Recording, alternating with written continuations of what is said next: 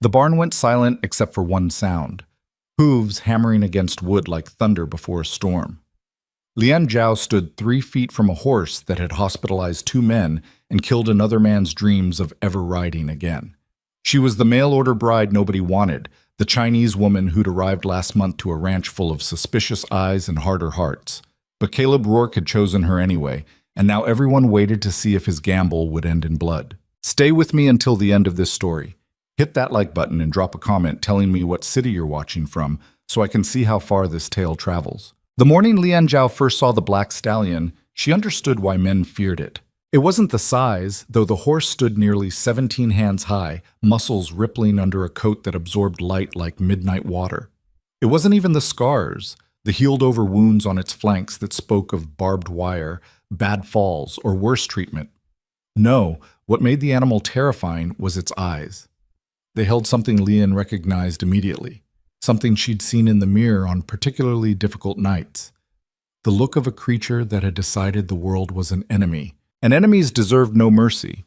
That's Devil's Creek, Caleb said quietly, standing beside her at the corral fence. His voice had that particular roughness that came from a man who spent more time talking to horses than people. Came from a ranch up north. Owner died. Estate sold everything off.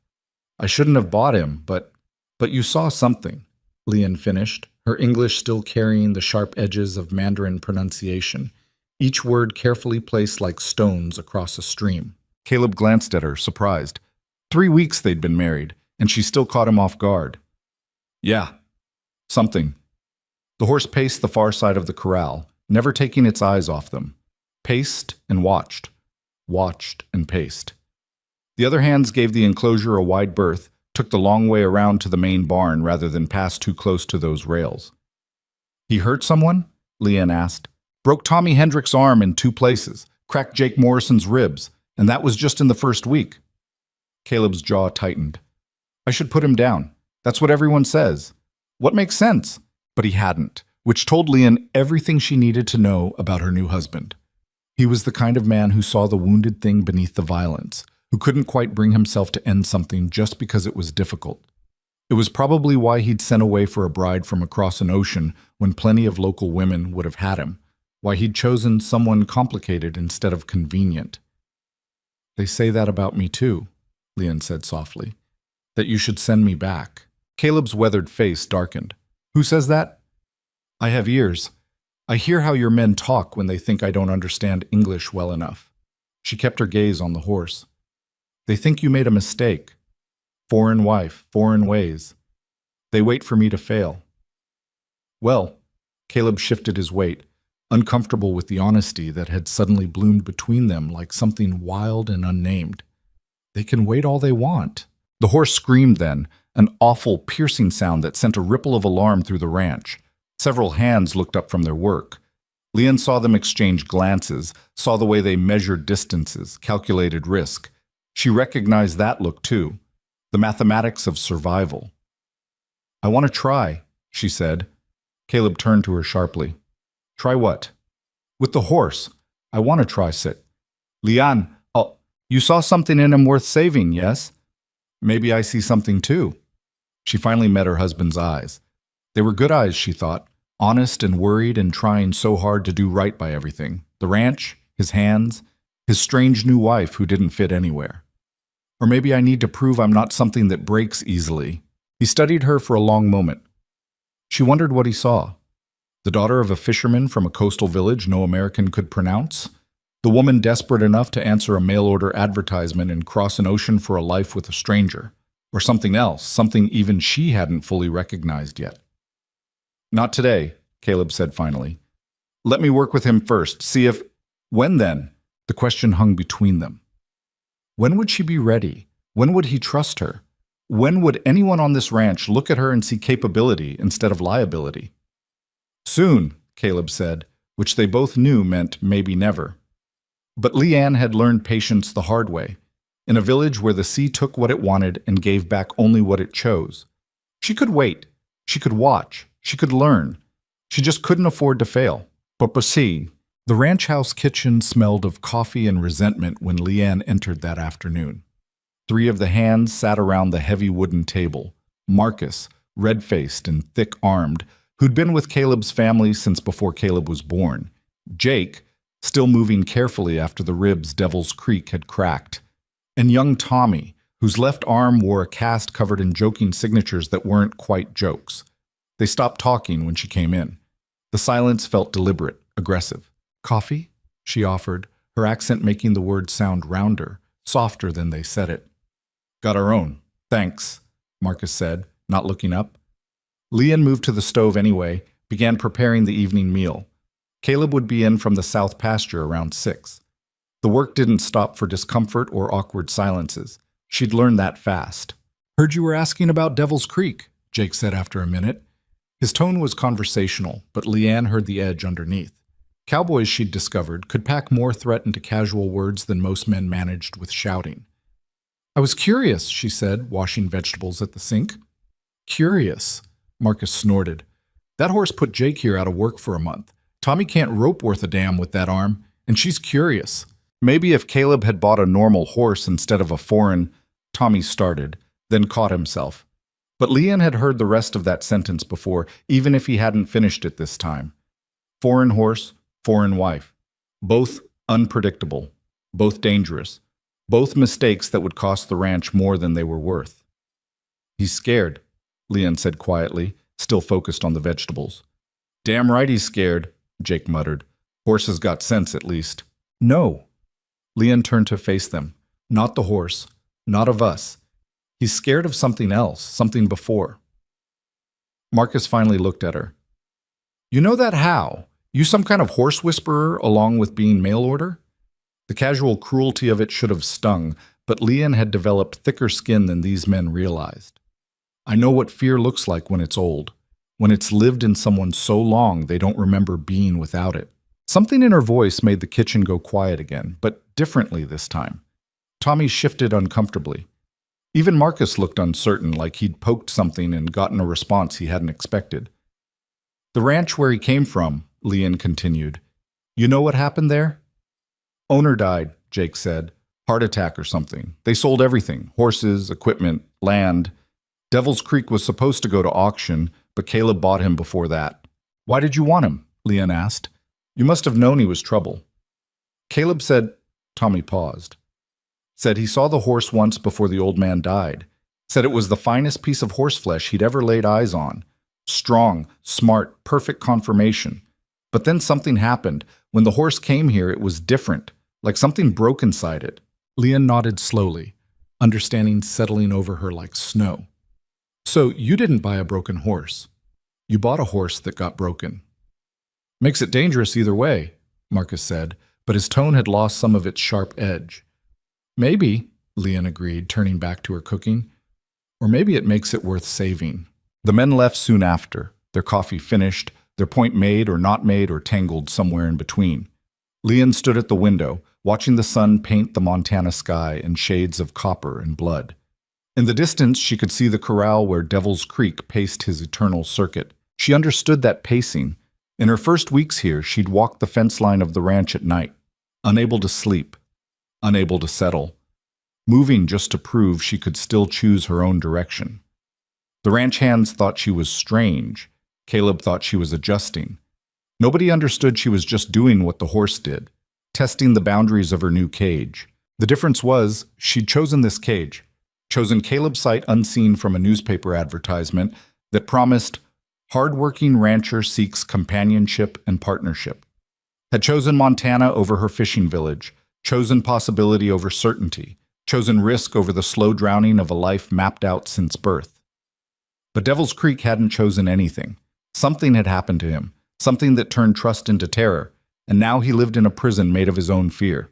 Leanne knew that prison too, knew it from the inside, which was exactly why she had to try. Eat. Caleb came in dusty and tired, smelling of leather and sun. He washed up at the pump outside before entering, a habit his mother had beaten into him young. Leanne set his dinner down as he sat, beef stew, heavy on the potatoes the way he liked, bread still warm from the oven. "Smells good," he said, and meant it. Whatever else was complicated between them, the cooking wasn't. Leanne had learned his tastes quickly, adapted her Chinese techniques to American ingredients, created something neither traditional nor foreign, but simply theirs. They ate in comfortable silence for a while. Leon had learned that Caleb didn't mind quiet, didn't feel the need to fill every space with words.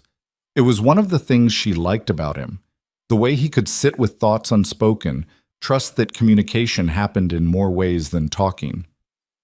"Marcus said you were asking about Devil's Creek," he finally said. "I was." "Why?" Leon considered the question, the food, her husband's tired eyes. "In my village," she began slowly, "there was a dog. Wild thing, lived on the edges, stole fish from nets, bit anyone who came close. Everyone said kill it. Dangerous, rabid maybe. But my father—" She paused, surprised by the sudden thickness in her throat. "My father watched it, watched how it favored one leg, how it flinched from raised hands. He said, 'That's not a mean dog, that's a hurt dog.'" "What happened?" Caleb asked quietly.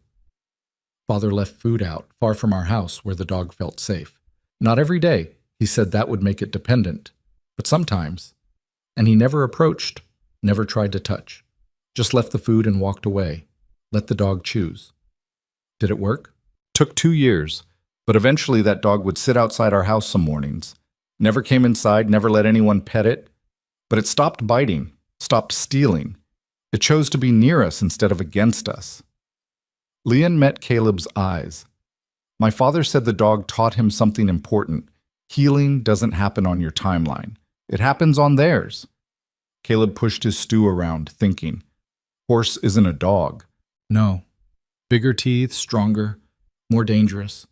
She smiled slightly, but also more honest. "Dog might hide fear with submission. Horse shows you exactly what it feels." "And what do you think Devil's Creek feels?" "Betrayal," Leon said simply. "Something happened that broke his trust. Now every human is the one who hurt him. Every hand reaching out is the one that caused pain. He can't tell the difference between then and now, between there and here." Caleb set down his spoon. "You got all that from watching him pace." "I got that from being him." The words came out sharper than she intended, edged with a truth she hadn't meant to speak. But Caleb didn't push, didn't ask her to explain what she meant by that, just nodded like he understood, or at least understood enough. "The hands won't like it if you work with him," he said. "The hands don't like me anyway." "That's not—" Caleb started, then stopped, because they both knew it was true. "They'll come around. Maybe. Or maybe I prove myself first, then they come around." Leon stood, began clearing plates. "But I can't prove myself by cooking and cleaning. That's not why you chose me." "What do you think I chose you for?"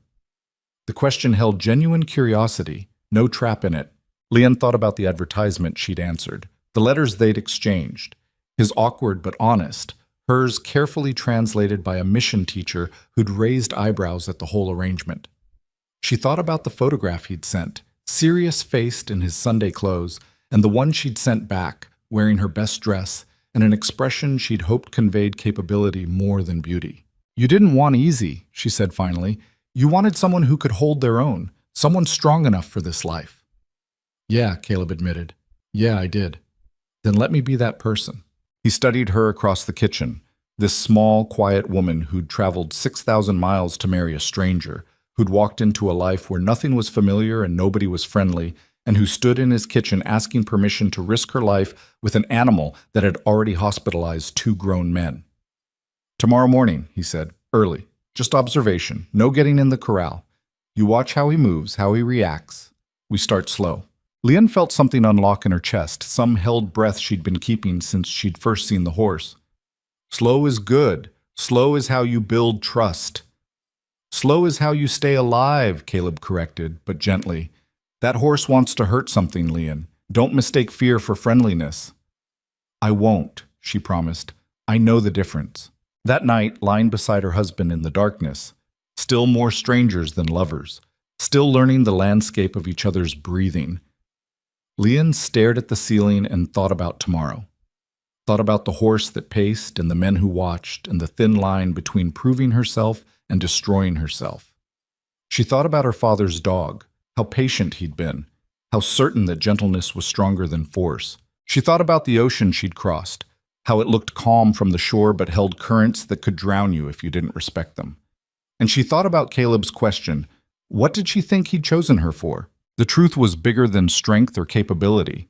The truth was, he'd chosen someone who understood that some battles weren't about winning or losing. Some battles were about showing up every day, about refusing to quit even when quitting was easier, about believing that broken things could heal if you just gave them enough space and time and stubborn, unreasonable hope. Tomorrow, she would start showing the ranch what she was made of. Tomorrow, she would begin the work of turning distrust into something else. Tomorrow, she would meet Devil's Creek, not as an adversary, but as someone who spoke the same language of fear and survival. But tonight, she just breathed in the Montana darkness and felt the weight of all the watching eyes that would follow her come sunrise. The ranch held its breath, waiting, and so did she, Shintat. Hint. Dawn came cold and clear, the kind of morning where breath turned visible and the frost made the world look like it had been dipped in glass. Leanne dressed in layers, her thickest trousers, a flannel shirt that had belonged to Caleb's mother, boots that still felt too large but were the smallest the ranch had. She braided her hair tight and practical, the way she'd done since childhood for the hard work of hauling nets. Caleb was already in the barn when she arrived, mucking out stalls with the methodical rhythm of a man who'd done this 10,000 times. He looked up when her shadow fell across the doorway. "You're early," he said. "So are you." "This is my usual time." "Then I guess it's mine too now." Something that might have been a smile crossed his face, quick and uncertain, like he was still figuring out if warmth was allowed. "Coffee's in the tack room, still hot."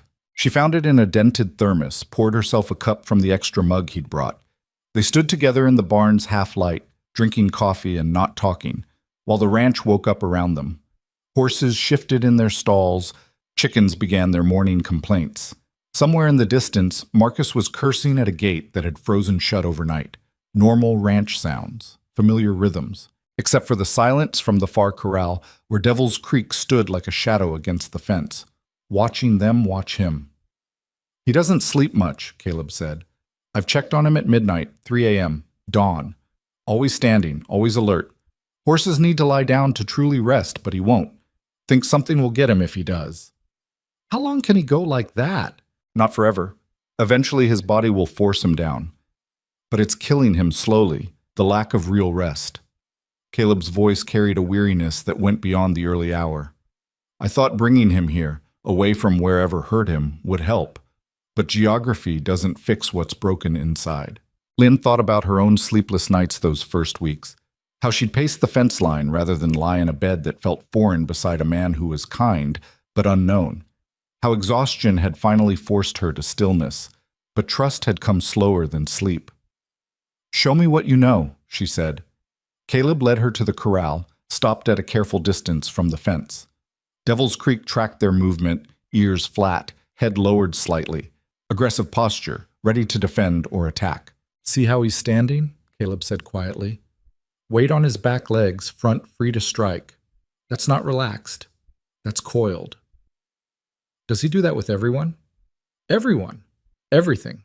Had a barn cat wander too close last week. Horse damn near went through the fence trying to get at it." He shook his head. "It's not normal territorial behavior. It's panic dressed up as aggression." Lion studied the horse carefully. Black coat, white star on the forehead, one white sock on the rear left leg. Beautiful and terrifying in equal measure. "Have you tried approaching him?" "First week, yeah. Got close enough to touch the fence before he charged it. Nearly kicked the rails apart. Decided after that to just let him settle, see if time helped." "Has it?" "No." They stood in silence, breathing visible in the cold air, while the horse stared back at them with eyes that held no trust, no curiosity, no hope of connection, just pure, distilled wariness. "In my village," Leon said slowly, "there was a saying, the fisherman who fights the tide drowns, but the one who reads it survives. You can't force the ocean to behave. You have to understand its language first. Horse isn't an ocean. No, but fear is. And that horse is drowning in it." Caleb looked at her then, really looked, past the foreign features and careful English and all the obvious differences that made her strange to everyone here. You really think you can reach him? I think I have to try, because if I don't... She paused, searching for words that would explain what she barely understood herself. If I don't prove I'm not just Caleb's foreign wife, not just the woman who cooks and cleans, not just the mistake everyone thinks you made, then what am I doing here? What was the point of crossing an ocean if I just become invisible anyway? The honesty of it sat between them, raw and uncomfortable. Caleb shifted his weight, looked back at the horse, then at her again. You're not invisible, he said quietly, and you weren't a mistake. Tell that to Marcus, to Jake, to everyone who looks at me like I'm a problem waiting to happen. Marcus is old school, set in his ways. Jake's just sore from the ribs. They'll come around once they see... See what? Leanne interrupted. What exactly will make them accept me? How many meals do I cook? How much laundry do I do? That's not respect, Caleb. That's just tolerance. And I didn't come this far for tolerance. The force of her words surprised them both. Leanne rarely raised her voice, rarely pushed back so directly. But something about the horse, about the waiting, about the constant weight of judgment, had cracked something open inside her. Caleb was quiet for a long moment. Then, what do you need from me? Permission, time, space to fail if I'm going to fail? She met his eyes steadily. And for you to trust that I know what I'm doing, even when it doesn't look like anyone else's way of doing it. He considered this, jaw working as he thought it through. 2 conditions, he finally said. 1, you don't go in that corral alone. I'm there, or Marcus, or someone who can pull you out if it goes wrong. 2, first sign of real danger, you stop. No heroics, no proving points. You stop. Agreed. And Leanne? He waited until she looked at him. This horse has hurt people, good people, strong people, people who knew what they were doing. Whatever you're seeing in him, whatever you think you understand, don't let that make you stupid. Empathy doesn't stop hooves from breaking bones. I know, she said softly. I know what I'm risking. Do you? The question held weight, because I'm starting to think this isn't just about the horse for you. He was right, of course. It was about proving herself, about claiming space in a world that hadn't made room for her, about showing everyone, Caleb included, that she was more than the desperate foreign bride who'd answered an advertisement out of necessity. But it was also simpler than that. It was about looking at a scared, violent, broken thing and seeing herself reflected back. About believing that if the horse could heal, maybe she could too. Maybe they both could. I'll be careful, she promised. That's not what I asked. I know. Leanne turned back to the corral, to the horse that paced and watched and waited for the world to hurt him again. But it's the best answer I have right now. Ma. Word spread fast on a ranch. By mid-morning, when Leanne returned to the corral with Caleb, they had an audience. Marcus leaned against the barn door, arms crossed, expression unreadable. Jake sat on a fence post nearby, favoring his healing ribs. Tommy watched from a cautious distance, his casted arm a reminder of what the horse could do. Even old Pete, who usually kept to himself in the equipment shed, had wandered over to see the show. Because that's what they expected, Leon realized. A show. Entertainment. The foreign bride making a fool of herself, proving exactly what they'd suspected all along. Quite the crowd, she said quietly to Caleb. They're curious. They're hoping I fail. Some of them, maybe. He adjusted his hat, uncomfortable with the truth of it. But some are just protective. They've seen what that horse can do. They don't want to see you hurt. Leanne doubted that was true for most of them, but she appreciated Caleb trying. What do I do first? Nothing, he said. You watch, you observe, you don't approach, don't make sudden movements, don't do anything that might trigger him. Just stand here and let him get used to your presence. It sounded simple, boring even.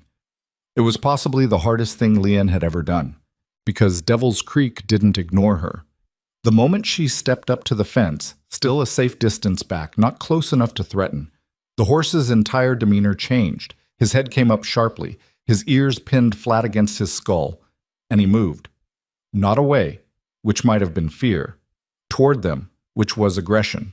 He charged the fence with a violence that made Leon's heart slam against her ribs.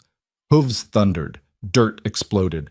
The horse's scream split the morning air, raw, furious, territorial. He hit the fence rails with his chest, and the whole structure shuddered. Wood creaked. Nails groaned. For one terrible second, Leon thought the fence would give, thought the horse would come through it, and all the watching cowboys would see exactly what happened when foreign brides got ideas above their station. But the fence held, and Leon didn't move. Every instinct screamed at her to run, her muscles locked, preparing for flight. But she'd grown up on boats in rough seas, had learned young that panic kills faster than danger. So she stood her ground, hands loose at her sides, breathing steady despite the adrenaline screaming through her veins. The horse pulled up short on the other side of the fence, so close she could see the whites of his eyes, could smell the sharp scent of his sweat and rage. He stamped, snorted, tossed his head in a threat display that would have sent most people scrambling. Leon just watched him. Jesus Christ, someone muttered behind her. Marcus, probably. Get back, Caleb said urgently, his hand on her arm. Leon, get back from the fence. But she didn't. Because in that moment, staring into the horse's furious eyes, she saw something the others couldn't see. Something that changed everything. The horse wasn't looking at her. His gaze was fixed on Caleb, on the hand Caleb had placed on Leon's arm, on the men standing behind them. Devil's Creek wasn't charging Leon. He was positioning himself between her and the men. The aggression wasn't directed at her. It was directed at them. Let go of my arm, Leon said quietly. What? Let go. Step back. All of you, step back. Leon, that horse is about to... He's protecting territory, not attacking. I'm inside what he considers his space, and you reaching for me looks like a threat. Step back. Caleb hesitated, every protective instinct warring with her words. But something in her voice, the absolute certainty of it, made him release her arm and take 3 slow steps backward. The horse's demeanor shifted immediately. The ears came forward slightly, the head lowered. He took 2 steps back from the fence, watching Leon warily but no longer postured for attack. Dead silence from the watching men. I'll be damned, Jake said softly. Leon didn't turn around, didn't break eye contact with the horse. He's territorial about his space, but I'm not the threat. You are. That doesn't make sense, Marcus argued. We're the ones who've been here feeding him, trying to control him, Leon interrupted, trying to force him to accept you. And every time you approach, he sees it as an invasion, but I haven't tried to control him yet. I'm just present. She took a slow, careful breath, then did something that made Caleb's breath catch. She turned her back on the horse. Leon, don't... But she was already moving, walking away from the fence in slow, deliberate steps. Not running, not afraid, just removing herself from the horse's territory, showing him she had no intention of pressing further. Behind her, she heard the horse moving. Every nerve in her body screamed danger, but she kept walking, slow, steady, giving him space. When she reached Caleb, she finally turned around. Devil's Creek stood in the center of the corral, no longer at the fence, no longer aggressive, watching her with an expression that wasn't quite trust, but wasn't pure hostility either. Curiosity, maybe. Or just confusion that she hadn't behaved like the others. What the hell was that? Marcus demanded. That, Leon said, her heart still racing but her voice steady, was the first conversation. Conversation? Jake shook his head. Lady, that horse was about to kill you. No, he was about to defend himself. There's a difference. She looked at Caleb. You said he came from a ranch where something bad happened, where the owner died. Did anyone else get hurt there before the horse was sold? Caleb frowned, thinking. Actually, yeah. The owner's son was in some kind of accident, horse-related, I heard, but I don't know details. Why? Because I think Devil's Creek didn't just lose someone. I think he hurt someone, or thinks he did. And now he's terrified of it happening again, so he keeps everyone away. It's not just fear, it's guilt. The idea hung in the air, strange and unsettling.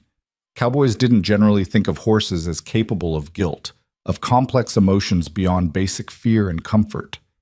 But Leanne had seen something in those eyes, something that went beyond simple trauma. That's a hell of a lot to get from one charge at a fence, Marcus said skeptically. Maybe, Leon admitted. Or maybe I recognize it because I know what it looks like to carry blame that isn't entirely yours, but feels like it is. The personal nature of the comment made the men uncomfortable. Caleb shifted his weight, uncertain whether to ask what she meant or let it lie. Leon didn't elaborate. Some truths were too complicated for a cold Montana morning with an audience. What's the next step? Caleb finally asked. Same as today. I come out here, I stay at the fence, I let him get used to me. Not as a threat, not as someone trying to change him, just as someone who shares space. She looked at the horse, still watching from the center of his corral. Trust isn't built in a day. It's built in 100 small moments of not being hurt when you expect it to be. That could take weeks, Marcus pointed out. Then it takes weeks. We don't have weeks. Caleb needs to either train that horse or get rid of it. Can't keep a dangerous animal around just hoping it'll get better. Why not? Leon turned to face the old cowboy directly. You're keeping me around, aren't you? The comment landed like a stone in water, ripples spreading outward. Marcus's face reddened. Jake suddenly found his boots very interesting. Even Caleb looked caught between defending her and not wanting to make things worse. But Leanne was done being careful, done tiptoeing around the truth everyone knew, but nobody said. You all think I'm the mistake, yes? The dangerous unknown element that Caleb brought to the ranch without thinking it through. Foreign wife who doesn't know your ways, doesn't speak perfect English, might cause problems. She kept her voice even, factual. And you're waiting to see if I'll prove you right or surprise you. Well, that horse is doing the same thing, waiting to see if I'll hurt him like the others did. And I'm going to prove to both of you that sometimes the dangerous thing isn't actually the problem. Sometimes it's just scared and needs someone patient enough to understand that. She turned and walked back toward the house, leaving stunned silence behind her. Caleb caught up with her halfway across the yard. That was, he started. True, Leon supplied. I was going to say brave. Stupid maybe, but brave. I'm tired of being quiet, she said simply. Tired of making myself small so everyone else feels comfortable. I crossed an ocean, Caleb. Left everything I knew. I'm not doing that just to disappear into your kitchen and pretend I'm grateful for tolerance. I know you're not. He fell into step beside her. But you're also making enemies you don't need to make. They were already enemies. I'm just making them uncomfortable now. Caleb was quiet for a moment, processing. The thing you said about carrying blame that isn't entirely yours, different conversation, Leanne cut him off gently. Different day maybe, but not now. He accepted that, which she appreciated. One of Caleb's better qualities was knowing when to push and when to give space. They walked in silence until they reached the house. Leanne paused at the door, looking back toward the corral where Devil's Creek had resumed his pacing. Thank you, she said. For what? For letting me try. For not deciding I was too fragile or too foreign or too female to work with a dangerous horse. Leanne, I brought you here because I thought you were strong enough for this life. I'm not about to prove myself wrong by treating you like you're breakable. It was possibly the most romantic thing he'd ever said to her, though she doubted he meant it that way. Caleb wasn't a man of flowery words or grand gestures, but in his practical, quiet way, he was telling her he saw her as an equal. It was more than her father had ever offered her mother, more than her village had offered any woman. It was, in its way, everything she'd hoped for when she'd answered that advertisement. I'm going to prove this was the right choice, she said. The horse or the marriage? Both. Caleb smiled then, a real one that reached his eyes and made him look younger, less weathered by responsibility. Yeah, he said, I believe you will. That night, Leanne couldn't sleep. She lay beside Caleb listening to his steady breathing, her mind racing through everything that had happened. The horse's charge, the men's skepticism, her own bold words that had felt right in the moment, but now seemed possibly reckless. Around 2 a.m., she gave up trying to rest and slipped out of bed, careful not to wake her husband. She pulled on her heavy coat and boots and stepped out into the Montana night. The cold hit her like a physical thing, sharp and clean. Stars crowded the sky, more than she'd ever seen above her coastal village where ocean mist softened everything. Here, the darkness was absolute and the stars were infinite, and Leanne felt impossibly small beneath their cold light. She walked the fence line by instinct now, her nightly ritual of motion and thought. But tonight, instead of the usual circuit, she found her feet carrying her toward the far corral. Devil's Creek stood in the center of his pen, exactly where he'd been that afternoon. Awake, alert, watching her approach through the darkness. Leanne stopped at the fence, far enough back not to threaten. I understand, she said quietly into the night. In Mandarin first, then repeated in English, as if the horse might comprehend either language better than the other. I understand being so scared that you forget how to rest, forget what it feels like to put down the guard, and just be. The horse's ears swiveled toward her voice. Everyone here thinks I'm too soft, or too foreign, or too female to do this work. They think Caleb made a mistake bringing me. And maybe he did. I don't know yet. But I know what it's like to be the mistake everyone's waiting to fail. To be the thing that doesn't fit. She wrapped her coat tighter against the cold. My father wanted sons, got 3 daughters instead. I was the middle one, not special, not wanted, just there. My mother said I should be grateful any man would have me, that crossing the ocean for a stranger was better than spending my life gutting fish in a village that had no use for me, and maybe she was right, or maybe I'm just trading one kind of not fitting for another. The horse took 2 steps closer, not threatening, just listening? Or maybe Leon was projecting human emotion onto an animal that simply recognized the sound of a calm voice. But here's what I know, she continued. I know that scared things bite. I know that hurt things attack before they can be hurt again, and I know that everyone around you decides you're the problem, instead of seeing that you're just trying to survive in a world that hasn't been kind. She thought about her village, about the way women were taught to make themselves useful or invisible, those being the only 2 acceptable options. Thought about the long voyage across the Pacific, seasick and terrified, wondering if she'd made the biggest mistake of her life. Thought about arriving at the ranch to hostile stares and skeptical whispers, realizing that kindness from Caleb didn't equal acceptance from everyone else. So tomorrow, she said, I'm going to come back. And the day after that, and the day after that. Not to fix you or train you or make you something you're not. Just to show you that not every human is going to hurt you. That sometimes space is safer than force. That maybe, eventually, you can stop fighting every single moment just to survive. Devil's Creek was at the fence now, close enough that Leon could hear his breathing. She didn't move toward him, didn't reach out, just stood in the shared space of night and cold and mutual wariness. We're going to figure this out, she whispered. Both of us, together. The horse watched her with eyes that caught starlight and reflected it back like dark water. And maybe it was exhaustion or hope or just desperate projection, but Leon could have sworn she saw something shift in that gaze. Not trust. Not yet. But the possibility of it, small and fragile as first light. She stood there until the cold drove her back inside, until her fingers went numb and her breath came in clouds. Stood there like a prayer, like a promise, like a woman refusing to break under the weight of everyone's expectations. And when she finally turned to leave, the horse didn't charge the fence. He just watched her go, and that felt like victory enough for one night. Tomorrow would bring more challenges, more skeptical eyes and harder tests. But tonight, in the darkness between storms, Leon Zhao and Devil's Creek had reached an understanding. They were both dangerous things that nobody wanted, and they were both worth saving anyway. The morning after her midnight vigil, Leon woke to find Caleb already gone from bed. She dressed quickly, her muscles stiff from standing in the cold for too long, and made her way to the kitchen. Coffee sat warming on the stove with a note beside it in Caleb's careful handwriting. North pasture, back by noon. She poured herself a cup and stood at the window, watching the ranch come alive.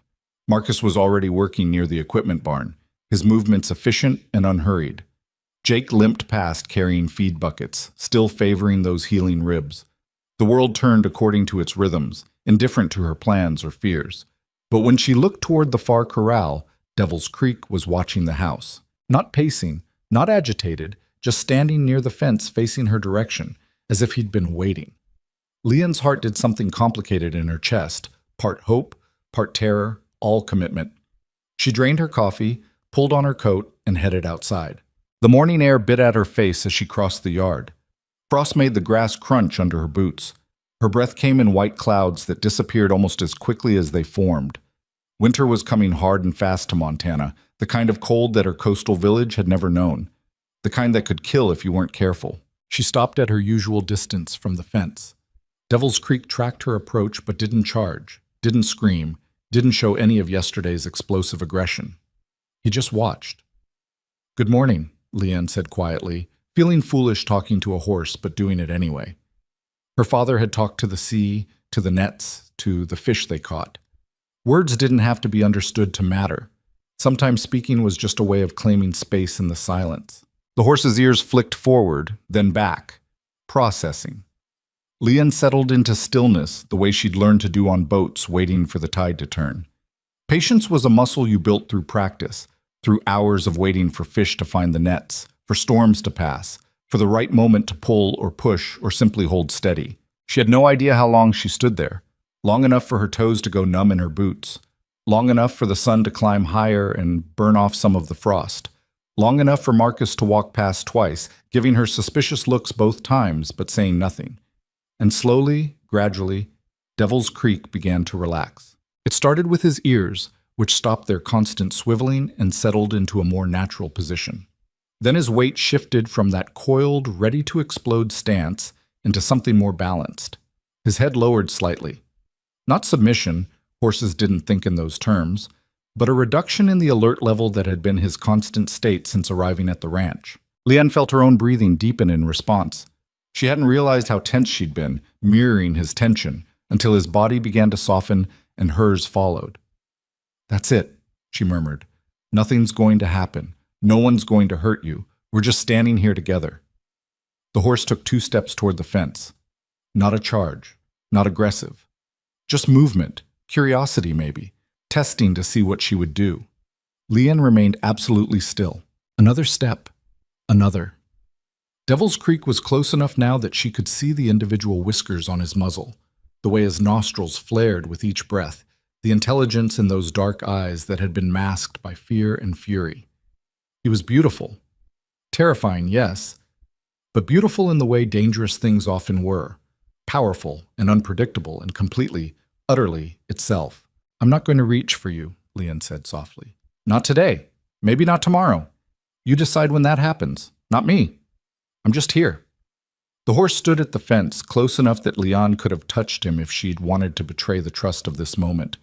But she kept her hands loose at her sides, her breathing steady, her body language as non-threatening as she could make it. They stayed like that for several minutes, woman and horse, separated by 3 rails of wood but connected by something neither could name. Not friendship, not yet. But recognition, maybe. The acknowledgement that they were both trying to survive in a world that hadn't made space for them. Finally, Devil's Creek snorted, tossed his head once, and turned away. He walked back to the center of his corral, not running, not fleeing, just creating distance on his own terms. Lynn released a breath she hadn't known she was holding. "Well, I'll be damned." She turned to find Jake standing several yards behind her, his expression caught between surprise and something that might have been respect.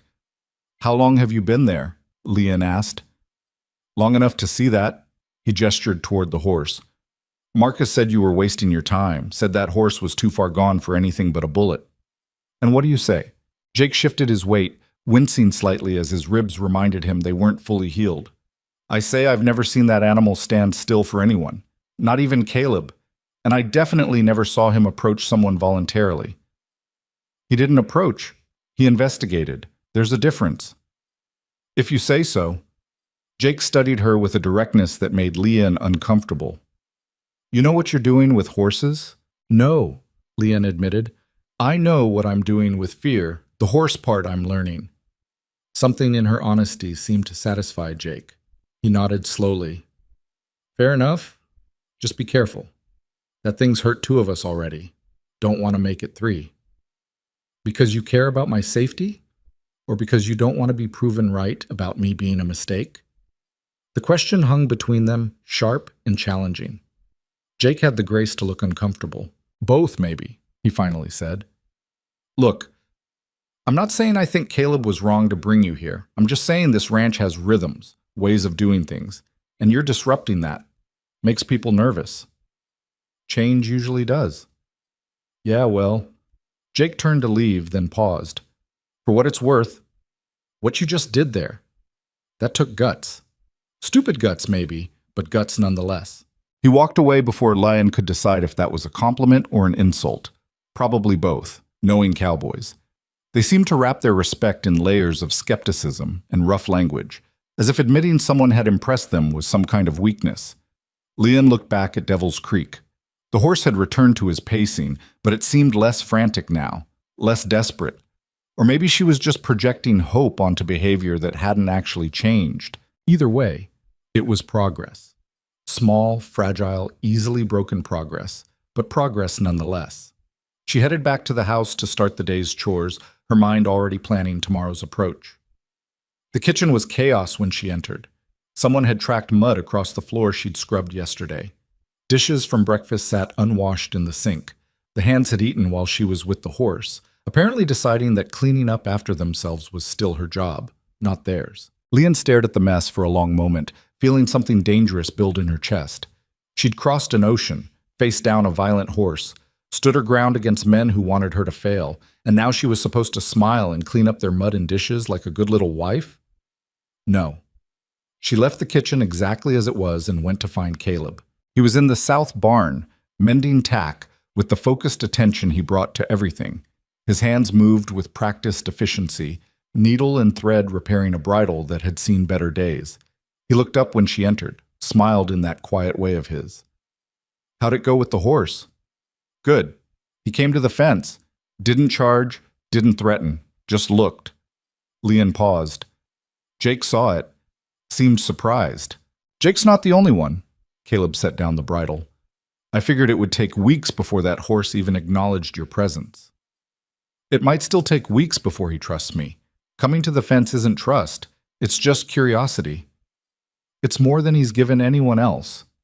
Caleb studied her face. "Something wrong? You look angry." "The kitchen's a mess, mud everywhere, dishes left out. Your men ate and walked away like I'm the maid." Caleb's jaw tightened. "I'll talk to them." "No." Leanne's voice was firm. "I will. I need to establish something here, Caleb. Either I'm part of this ranch, a real part, not just the cook and cleaner, or I'm not. And if I'm a real part, then I get to set boundaries." He looked like he wanted to argue, to step in and smooth things over the way men often did when they thought they were protecting their wives. But something in Leanne's expression stopped him. "What are you going to do?" he asked carefully. "Have a conversation, establish expectations, make it clear that I'm not here to serve them." She softened slightly. "I'll cook and clean, Caleb. That's part of running a household, and I don't mind that work. But I won't be taken for granted. I won't be invisible." "You could never be invisible," Caleb said quietly. "Then I need to make sure they know it too." She found the hands gathered in the bunkhouse during their midday break, playing cards and drinking coffee that wasn't hers. Marcus, Jake, Tommy, and Pete all looked up when she entered. The room went quiet in that particular way it did when men weren't sure if they were in trouble. "We need to talk," Leanne said. Marcus set down his cards. "About?" "About respect, about expectations, about how this is going to work." "How what's going to work?" Tommy asked, genuinely confused. "Me. You. All of us living and working on the same ranch." Leanne didn't sit down, didn't make herself smaller or less threatening. She stood in the doorway and held her ground. "I will cook meals, I will keep the house clean, but I am not your maid. When you eat, you clean up after yourselves. When you track mud in, you wipe it up. When you use something, you put it back." "That's women's work," Marcus said, but without much conviction. "No. That's basic human courtesy. You managed to do it before I arrived. You'll manage to do it now that I'm here." "Mrs. Rourke," Jake started. "Leanne. My name is Leanne, and before you tell me that's too familiar or disrespectful or whatever excuse you're thinking, remember that you call Caleb by his first name. I expect the same courtesy." Pete, who'd been quiet until now, actually smiled. "Fair enough. Furthermore," Leanne continued, "I'm working with Devil's Creek. This isn't a hobby or a whim. It's part of my contribution to this ranch, which means when I'm with that horse, I'm working, same as you. I'm not neglecting duties or avoiding chores, I'm doing ranch work." "That horse is dangerous," Marcus began. "So are you, probably, if pushed hard enough. Everything on a ranch is dangerous. Cattle have horns. Equipment can crush you. Weather can kill you. But you don't avoid those things. You learn to work with them safely." Leanne's voice stayed level, factual. "I'm learning to work with the horse safely, and I'm asking you to respect that this is real work, not a woman's silly project." The room was silent for a long moment. The men exchanged glances, communicating in that wordless way they had. Finally, Marcus stood. "You want respect, you earn it. he said. That's how it works here. Man or woman, no difference. Agreed, and I am earning it. I'm just asking you to see it when I do. Lian met his eyes steadily. I'm not asking for special treatment. I'm asking for the same standards you hold each other to. No more, no less. And if we can't give you that, Marcus challenged, then you and I will have problems. And Caleb will have to choose between his wife and his hands. I don't think any of us want to put him in that position. She paused. But I also don't think it needs to come to that. I think you're all reasonable men who can adapt to having a woman on the ranch who isn't content to stay in the kitchen. Jake actually laughed at that. Content? Lady, I don't think anyone could accuse you of being content with anything. Good. Contentment is overrated. Lian allowed herself a small smile. So we have an understanding? Pete nodded. Tommy shrugged, which was probably the best she'd get from him. Jake said, Yeah, all right. Marcus took longer, his weathered face working through considerations she could only guess at. Finally, you mess up with that horse, you get yourself hurt. Don't expect us to feel bad about saying we told you so. I wouldn't expect anything less, Lian said. And when I succeed, I expect you to admit you were wrong. If you succeed? When? Marcus actually smiled at that. Just a slight quirk of his mouth, but it was there.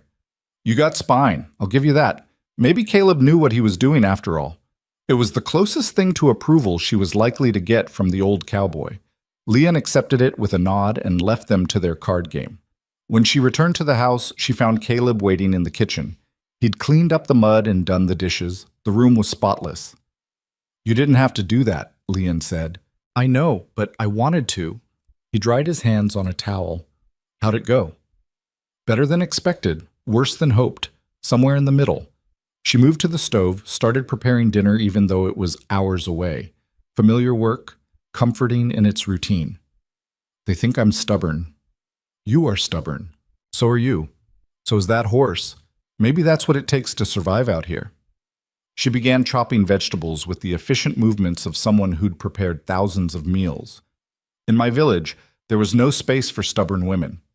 You did what you were told, married who your family chose, lived the life that was expected.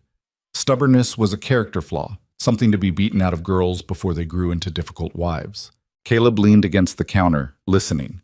He was good at that, at creating space for her to speak without filling it with his own words. My mother told me I would never find a husband if I didn't learn to bend, Lian continued. Said my spirit would break me. But here's the thing. My spirit is the only reason I survived. It's what got me through the voyage across the ocean, through arriving at a ranch where nobody wanted me, through every hard day since. So if people think I'm stubborn, let them think it. Stubborn is what keeps me standing.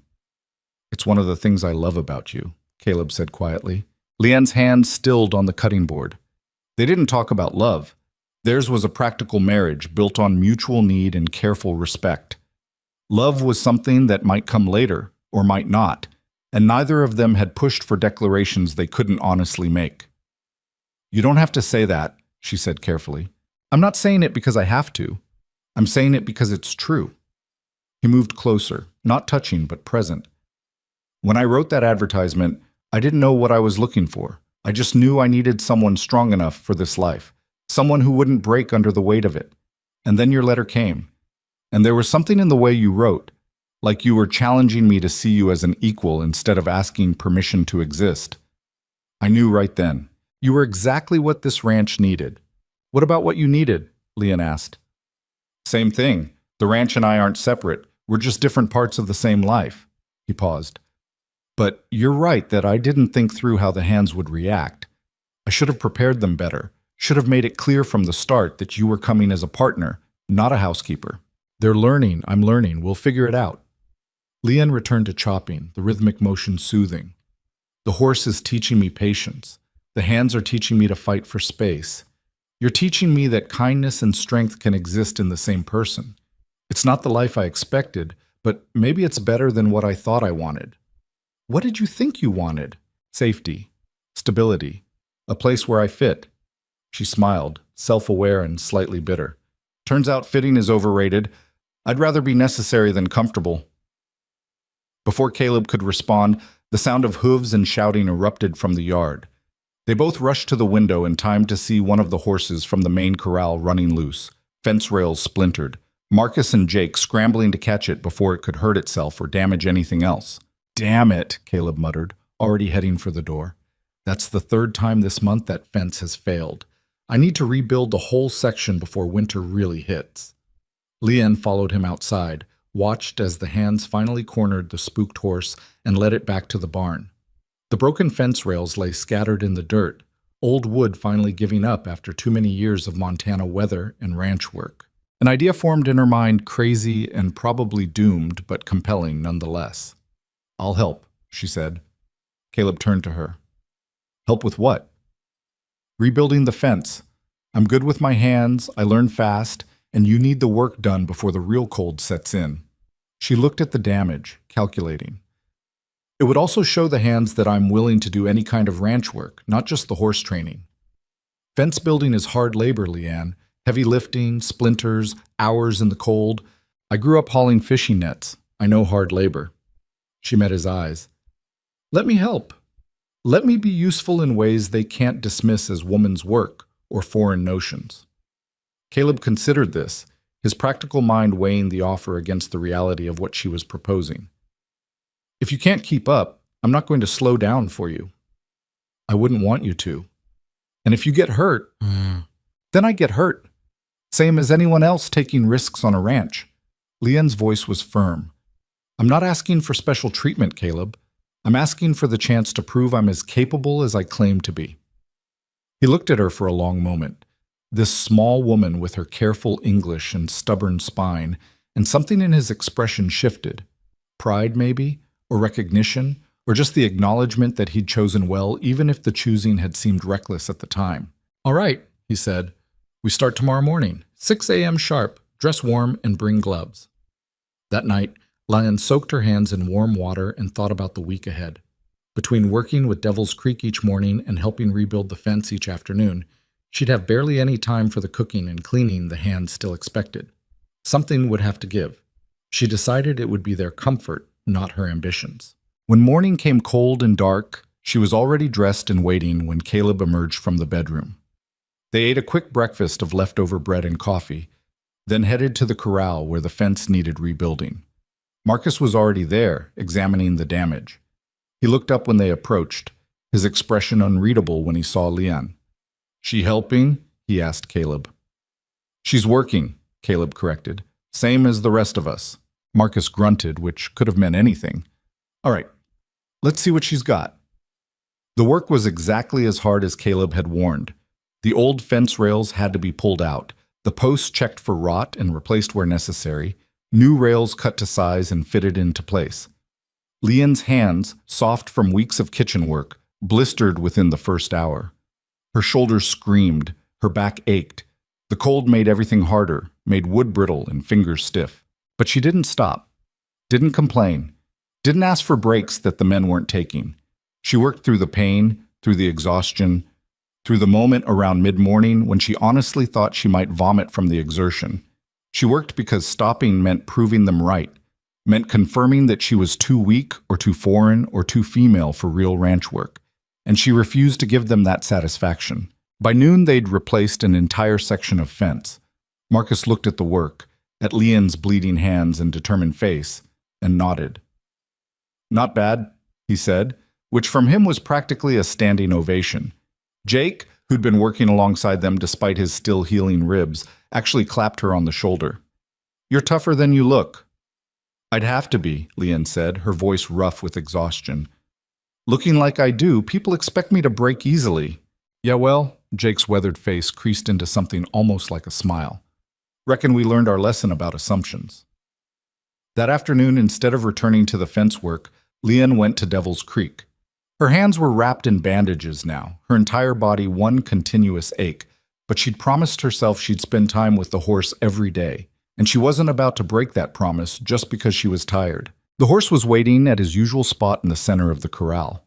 When Leanne approached the fence, he came forward immediately, not charging, not threatening, but with something that looked almost like anticipation. "Hello?" Leanne said softly, her voice carrying less strength than usual. "Sorry I'm late today." I was rebuilding fence with the men. My hands hurt, my back hurts, everything hurts. But I'm here. Devil's Creek moved closer to the fence than he'd ever come before, close enough that Leon could have reached through the rails and touched him if she'd dared. But she kept her wrapped hands at her sides, kept her breathing steady despite the sudden spike of adrenaline that came from having 1,000 pounds of unpredictable animal within striking distance. The horse lowered his head, sniffing at her through the fence rails. Leon held absolutely still, barely breathing, while Devil's Creek investigated her scent. She smelled like work now, like sweat and wood and the same labor that the men carried on their skin. Maybe that made her less foreign to him, less other. Or maybe he was just learning that she showed up every day, that she didn't push or demand or force, that she simply offered presence and patience and the possibility of something different than what he'd known before. After what felt like forever, the horse huffed out a breath, warm against her face despite the cold air, and stepped back. Not fleeing, just creating distance. But his ears stayed forward, his posture relaxed, his eyes holding something that wasn't quite trust but was definitely less fear than before. "Good boy," Leon whispered. "Good brave boy. You're doing so well." She stayed at the fence until the cold drove her back inside, until her wrapped hands were too stiff to flex and her legs were shaking with exhaustion. But as she walked away, she felt something shift inside her chest, a loosening of tension she'd been carrying since she first arrived at the ranch. She was proving herself, to the horse, to the hands, to Caleb.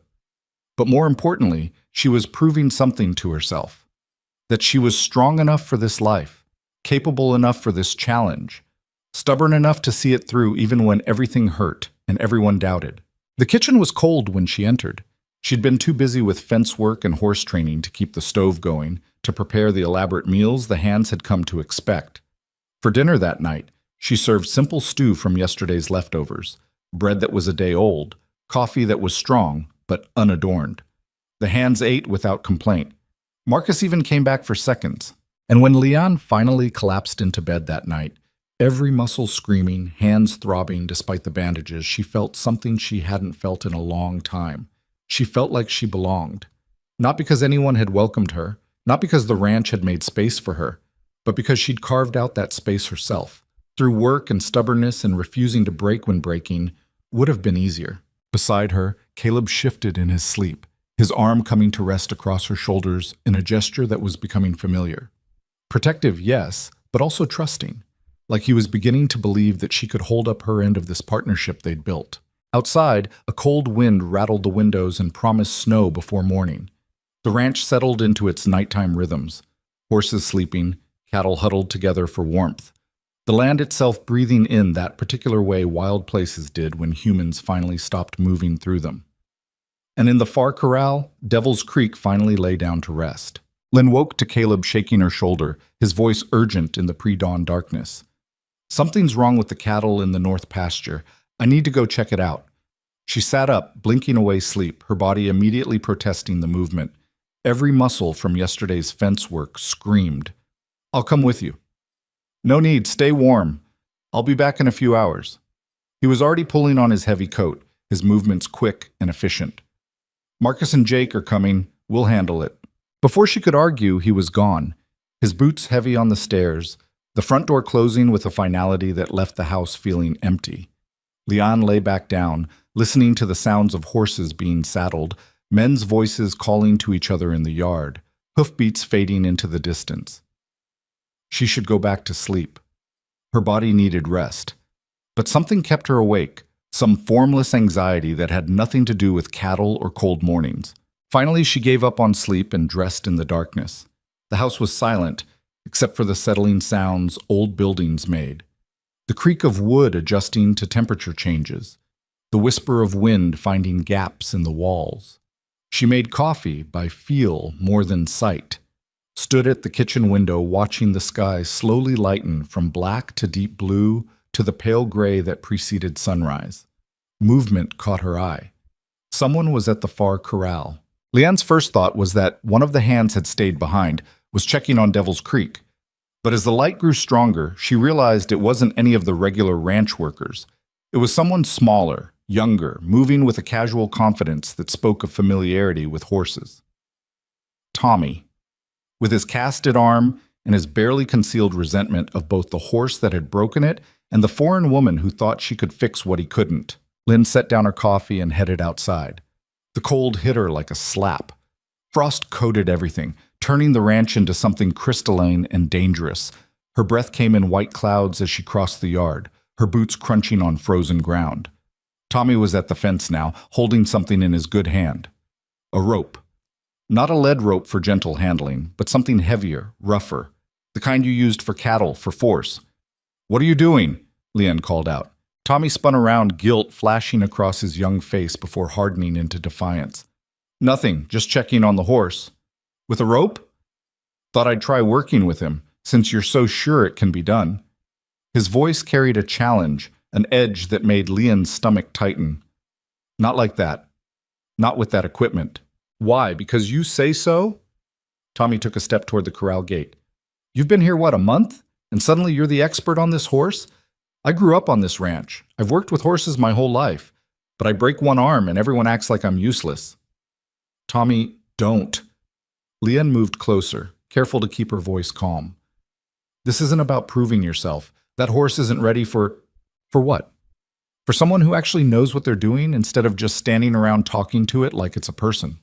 He fumbled with the gate latch, his casted arm making the simple task difficult. "I can fix this horse in one session. Show Caleb that buying him wasn't a mistake. Show all of you that just because I got hurt doesn't mean I'm incompetent."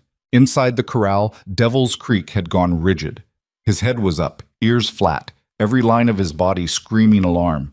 He recognized the rope, recognized the intent, recognized the threat. "Tommy, please." Leanne kept her distance but put as much authority as she could into her voice. "You go in there with that attitude, with that equipment, you're going to get hurt again. Or worse, you're going to undo everything that horse has started to build toward trust." "Trust." Tommy laughed, bitter and young. "That animal doesn't need trust, it needs discipline. It needs someone strong enough to show it who's boss. And I'm tired of standing around watching you play therapist when what that horse needs is a firm hand and clear boundaries." He got the gate open. Devil's Creek screamed, that awful, piercing sound that spoke of pure terror masquerading as rage. He backed away, hooves striking the frozen ground, muscles coiling for violence. "Tommy, don't!" Leanne shouted. But Tommy was already inside the corral, rope in hand, moving toward the horse with the kind of confidence that came from ignorance or desperation or both. "Easy," he said, his voice too loud, too aggressive. "Easy now. I'm not going to hurt you." The horse didn't believe him. Why would he? Everything in Tommy's approach screamed danger, the rope, the posture, the energy that promised force would follow if cooperation didn't come immediately. Devil's Creek charged. It wasn't like the charges Leanne had witnessed before where the horse was testing boundaries or warning someone away. This was pure attack, survival instinct kicking in when cornered by a perceived threat. Tommy tried to dodge, but his broken arm threw off his balance. He went down hard, the rope flying from his hand. The horse reared above him, hooves poised to strike, and in that split second, Leanne saw exactly how this would end. Tommy crushed, the horse destroyed for the attack. All the fragile progress she'd built demolished in one moment of masculine pride and stupidity. She didn't think. She just moved. Leanne vaulted the fence with more speed than grace, landed hard in the corral, and put herself between Tommy and the horse. Her hands came up, not in defense, not in threat, just presence. Just the silent claim of space. "No," she said. Not shouted, not screamed, just said, firm and clear and absolutely certain. "No." Devil's Creek's hooves came down 6 inches from her head. She felt the displacement of air, felt the power that could have killed her if the horse had chosen to follow through. But something in her voice, in her stillness, in her complete lack of fear smell made the animal hesitate. His eyes found hers, wild and terrified and so close to breaking completely. "It's okay," Leanne said softly, her heart slamming against her ribs, but her voice steady. "It's okay. He's leaving. He's not going to hurt you. I promise." Behind her she heard Tommy scrambling backward, heard him hit the fence and curse, heard him finally getting smart and getting out. But Leanne didn't move. Couldn't move. Because the horse was right there, close enough to bite or strike or destroy. And the only thing keeping him from it was the thin thread of connection they'd been building over weeks of patient presence. "I know you're scared," she continued, her voice low and rhythmic like a song. "I know you wanted to protect yourself. That's okay. That's allowed. But I need you to trust me now, just for a moment, just long enough for both of us to breathe."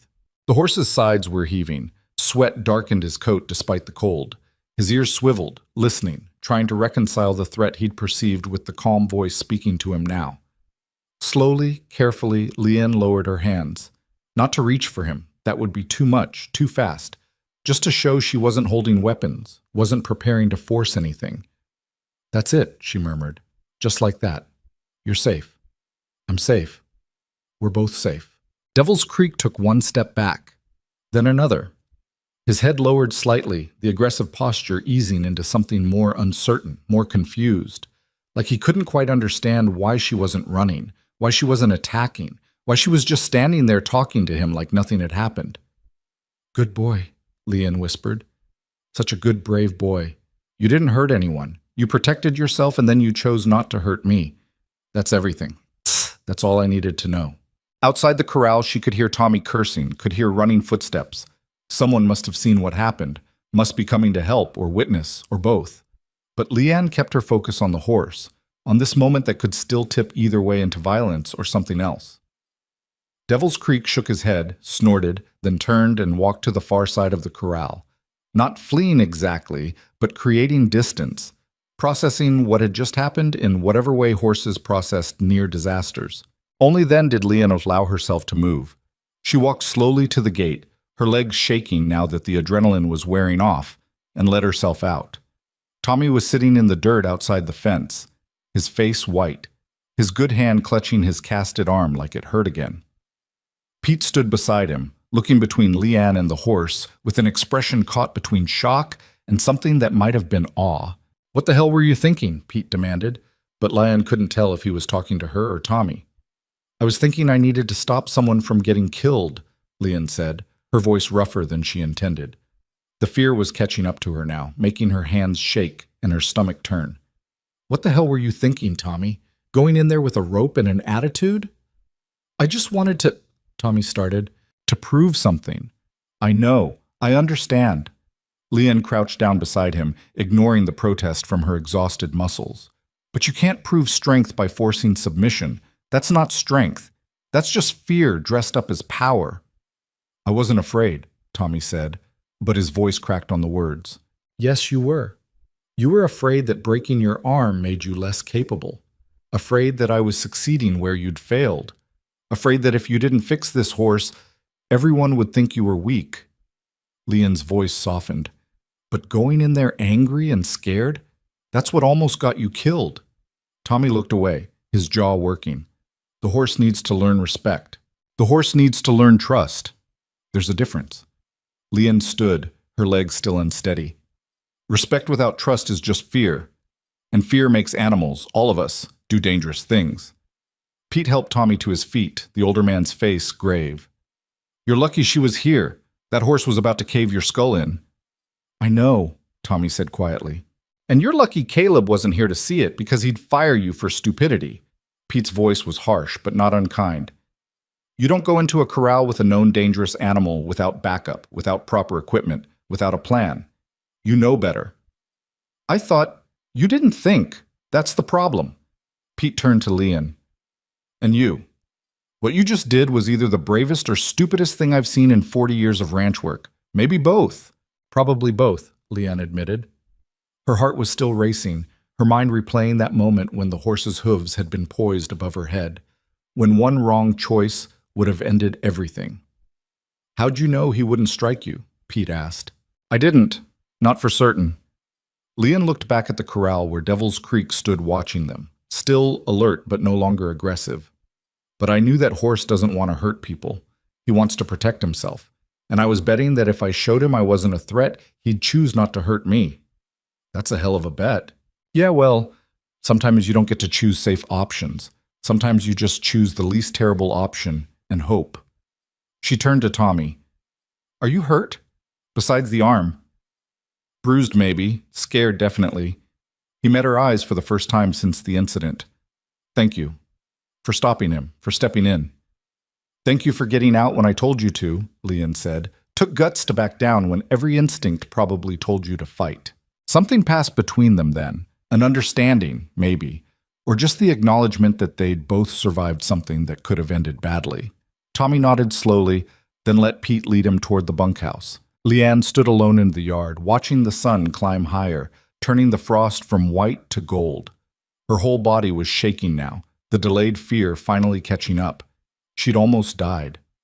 One wrong move, one moment of hesitation, one miscalculation about what the horse would do, and she'd be dead or dying in the frozen dirt. But she wasn't. And neither was Tommy. And somehow, impossibly, the horse had chosen not to hurt her when he had every opportunity. That had to mean something. She was still standing there when Caleb and the others returned an hour later, their horse's breath steaming in the cold air. Caleb took one look at her face and dismounted quickly. What happened? Tommy went into Devil's Creek's corral with a rope. The horse charged him. Caleb's face went pale. Is Tommy... He's fine. Scared, but fine. Leon hesitated. I went in after him. Stopped the horse. You what? I got between them, talked the horse down. It worked. Caleb stared at her like she'd grown a second head. Leon, that horse could have killed you. Yes. You could have died. Yes. And you did it anyway. Yes. Leon met his eyes steadily. What was I supposed to do? Watch Tommy get trampled? Let the horse prove everyone right about being too dangerous to save? Marcus had dismounted and was listening to the exchange with an unreadable expression. Jake stood beside him, equally silent. You were supposed to stay safe, Caleb said, his voice tight with emotion she couldn't quite name. You were supposed to not risk your life for a horse. I didn't risk it for the horse. I risked it for Tommy. And for the possibility that violence isn't the only answer. Leon's voice was steady despite the trembling in her hands. And it worked, Caleb. The horse stopped. He chose not to hurt me. That means something. It means you got lucky. Maybe. Or maybe it means he's learning to trust. Learning that not every human is going to hurt him. She paused. Isn't that what you wanted when you bought him? A chance for him to be something other than dangerous? Caleb ran his hand through his hair. Frustration and fear. And something else warring on his face. Not at the cost of my wife's life. Then you should have married someone less stubborn. The words came out sharper than Leon intended, edged with her own fear and exhaustion. You wanted someone strong enough for this life. Well, this is what strong looks like. It's not always pretty or safe or smart. Sometimes it's just refusing to back down when backing down would be easier. Marcus cleared his throat. The boy all right? Shaken. Pete's with him. Leon turned to the old cowboy. He was trying to prove something, that he wasn't weak, that the horse breaking his arm didn't make him less capable. Proving things that way gets people killed, Marcus said flatly. Yes. Which is why I stopped him. Leon's voice was firm. And which is why I need to keep working with that horse. Because if I stop now, if I let fear win, then Tommy almost died for nothing. And Devil's Creek goes back to being the dangerous animal everyone says he is. Or, Jake said quietly, speaking for the first time, you keep working with him, and next time you're the one who gets hurt. You got lucky today, Leon. Luck runs out. So does patience, so does fear, so does everything eventually. Leon looked at each of them in turn. But I'm not asking for permission anymore. I'm telling you what I'm going to do. I'm going to keep working with that horse until he trusts me enough to let me touch him, until he understands that humans aren't all threats, until he's healed enough to be useful instead of dangerous. And if you can't, Caleb asked, then I can't. But I have to try. Because giving up now would mean Tommy was right. That force is the only answer. And I don't believe that. I can't believe that. The men stood in silence for a long moment. Finally, Marcus spoke. You go in that corral again. Someone's watching. No more solo trips. Too dangerous. It wasn't permission exactly, but it wasn't refusal either. Leon nodded. Agreed. And you take it slow, Jake added. No more heroics. That wasn't heroics, that was necessity. But Leon softened her tone. But yes, slow and careful. Caleb looked like he wanted to argue more, to forbid her from going near the horse again, to lock her in the house where she'd be safe. But something in her expression, the determination or the exhaustion or the fear she was trying so hard to hide, stopped him. "All right," he finally said, "but we're having a long talk about this later." "Looking forward to it," Lian said, meaning it, because talking meant he was treating her like an equal, like someone whose choices mattered even when he disagreed with them. The men dispersed to their various tasks, leaving Lian alone in the yard. She looked back at the corral one more time.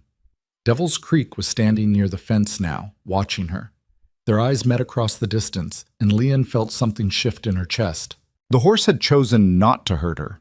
In that moment of ultimate power, when he could have destroyed the thing that stood between him and the perceived threat, he'd pulled back, had listened to her voice, had trusted her enough to stop. It was a beginning. Fragile and terrifying and bought at the cost of almost everything, but a beginning nonetheless. She walked back to the house on shaking legs, her mind replaying those seconds when the hooves had been above her head, when death had been one heartbeat away. She'd never been that close to dying before.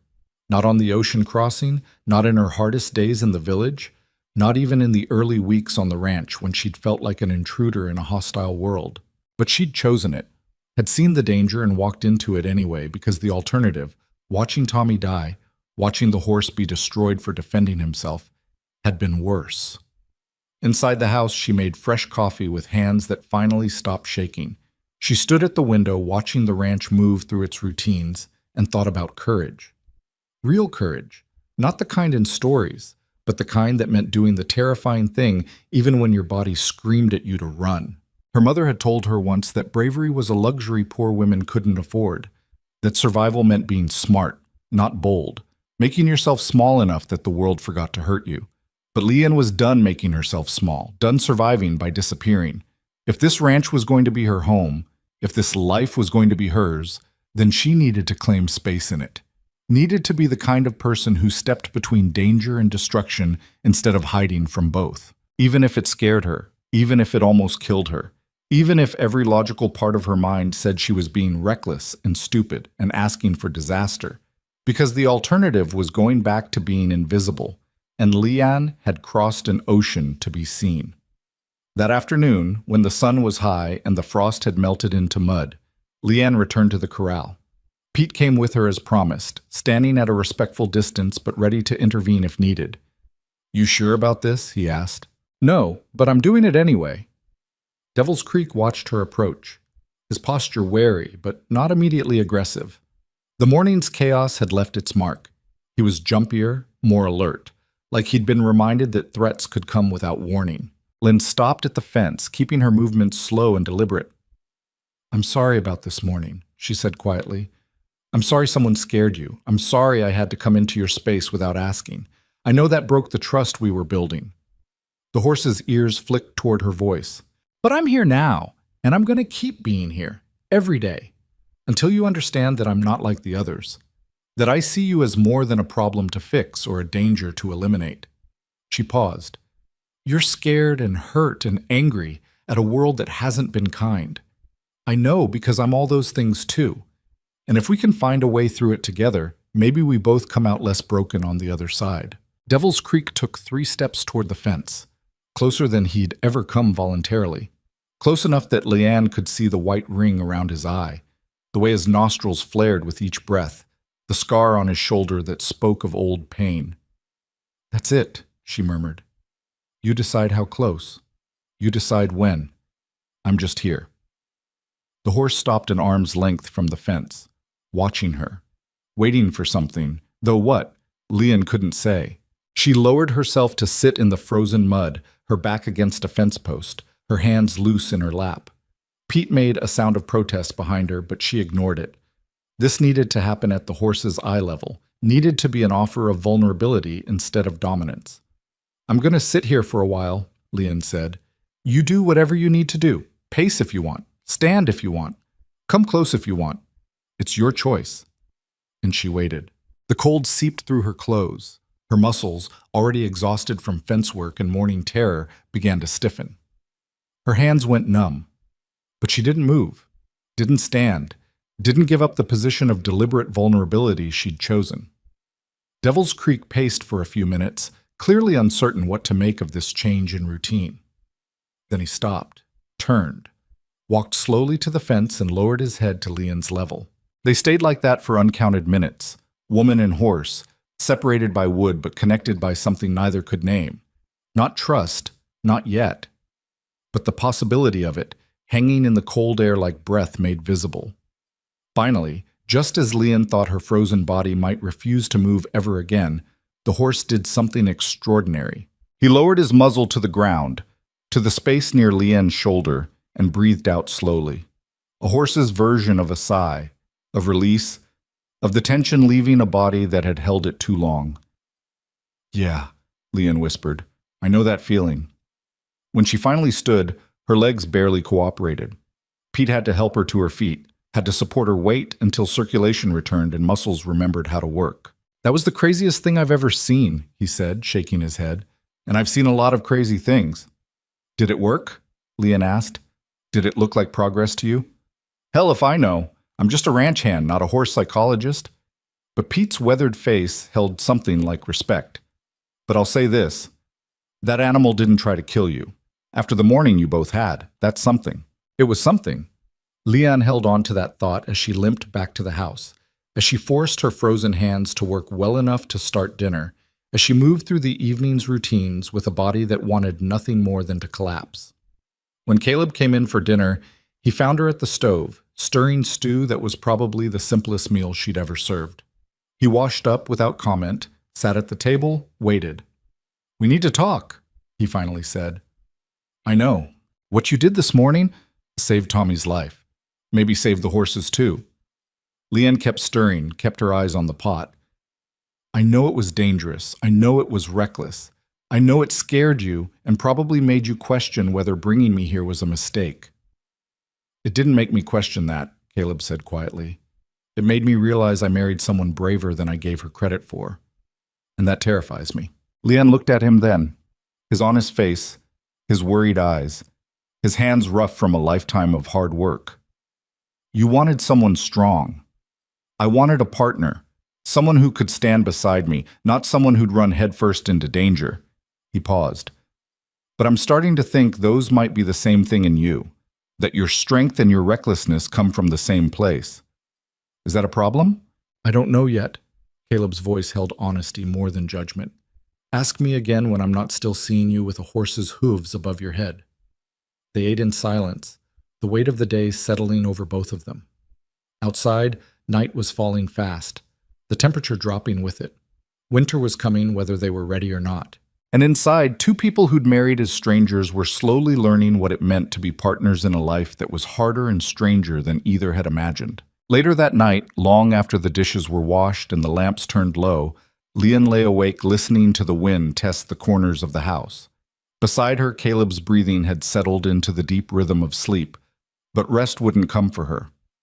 Every time she closed her eyes, she saw the horse's hooves suspended above her head, felt that split second of absolute certainty that she was about to die. She slipped out of bed carefully and padded to the window. The ranch yard was silver with moonlight, every shadow sharp-edged and strange. And there, in the far corral, Devil's Creek stood awake as always, his dark shape a blot against the frost-pale ground. Watching, waiting, unable to rest. Lynn understood that more than she'd admitted to anyone. The sleepless nights, the constant vigilance, the feeling that letting your guard down even for a moment would invite disaster. She'd felt it on the ship crossing the Pacific, surrounded by strangers in a metal box on an endless sea. She'd felt it her first weeks on the ranch, knowing that one mistake could confirm every doubt the hands harbored about her. And she felt it now, after nearly dying, after proving she could be reckless and brave in equal measure. The difference was, she was learning to live with it. Learning that fear didn't have to mean paralysis, that courage wasn't the absence of terror, but the choice to act despite it. The horse was learning too, slower, more painfully, but learning nonetheless. She must have stood there longer than she realized, because when Caleb's voice came from the bed, rough with sleep, she startled. "You all right?" "Can't sleep." He was quiet for a moment, then the mattress creaked as he sat up.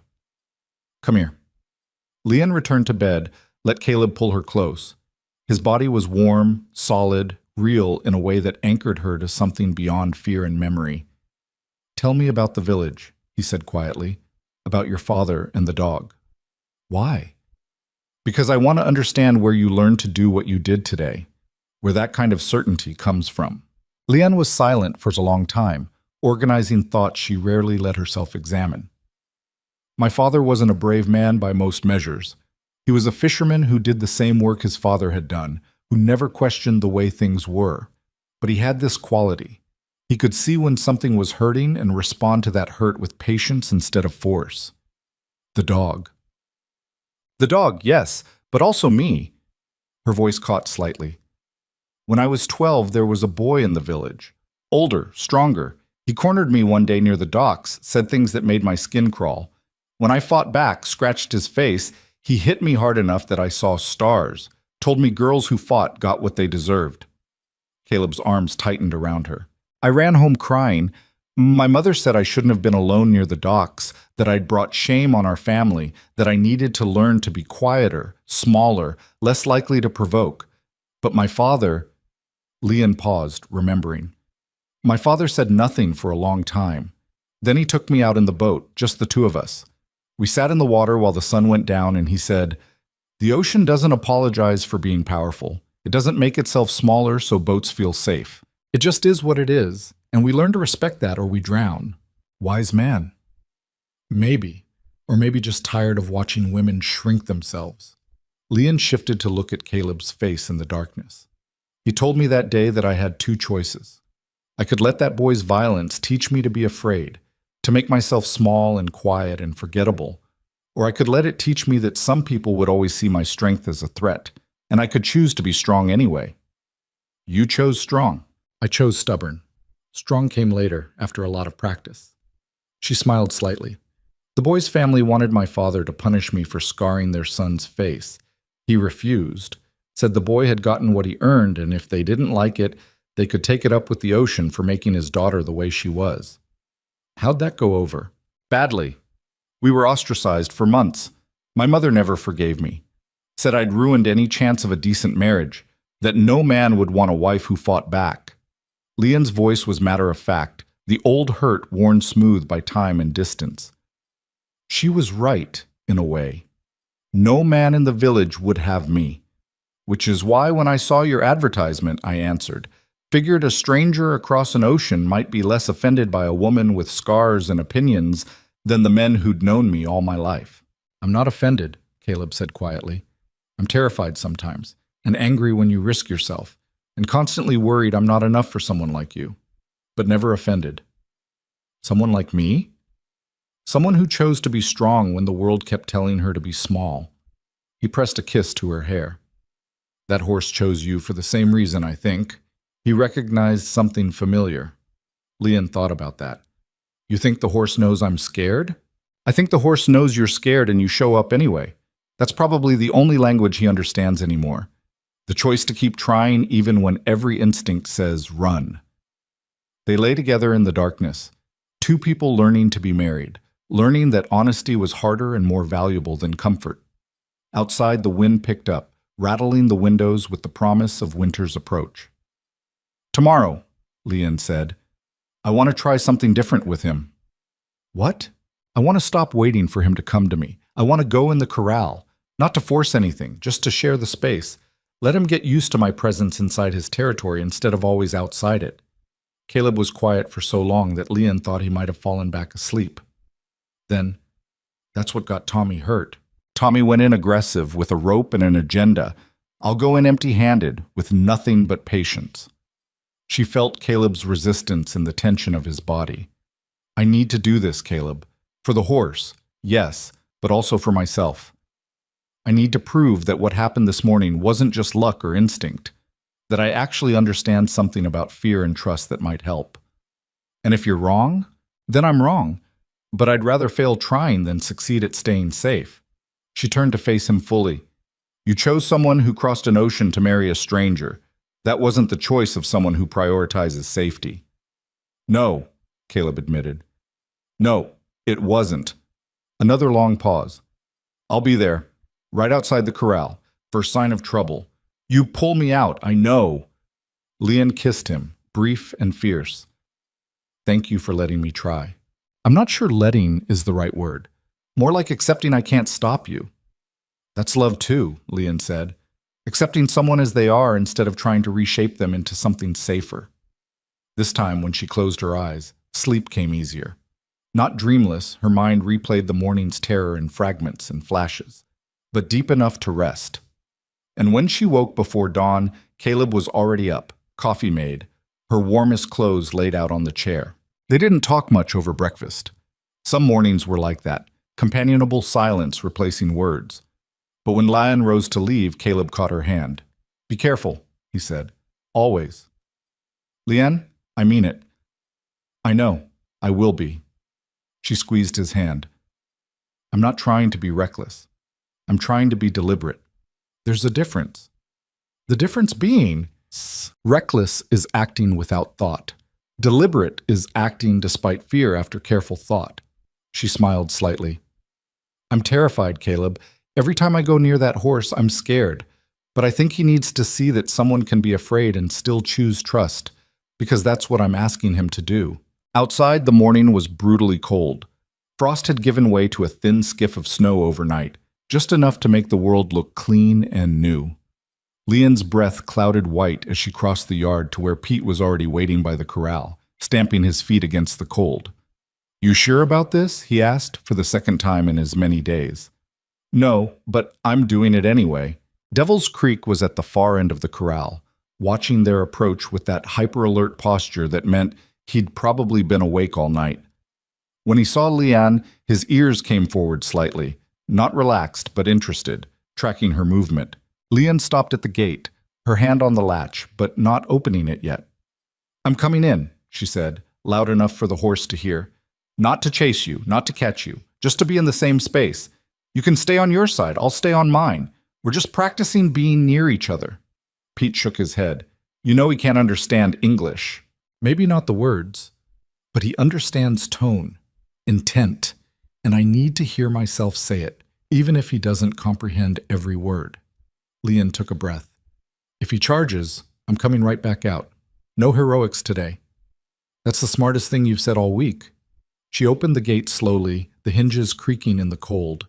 Devil's Creek's head came up sharply, his muscles coiling, but he didn't move toward her, didn't charge or scream or show the explosive violence of yesterday.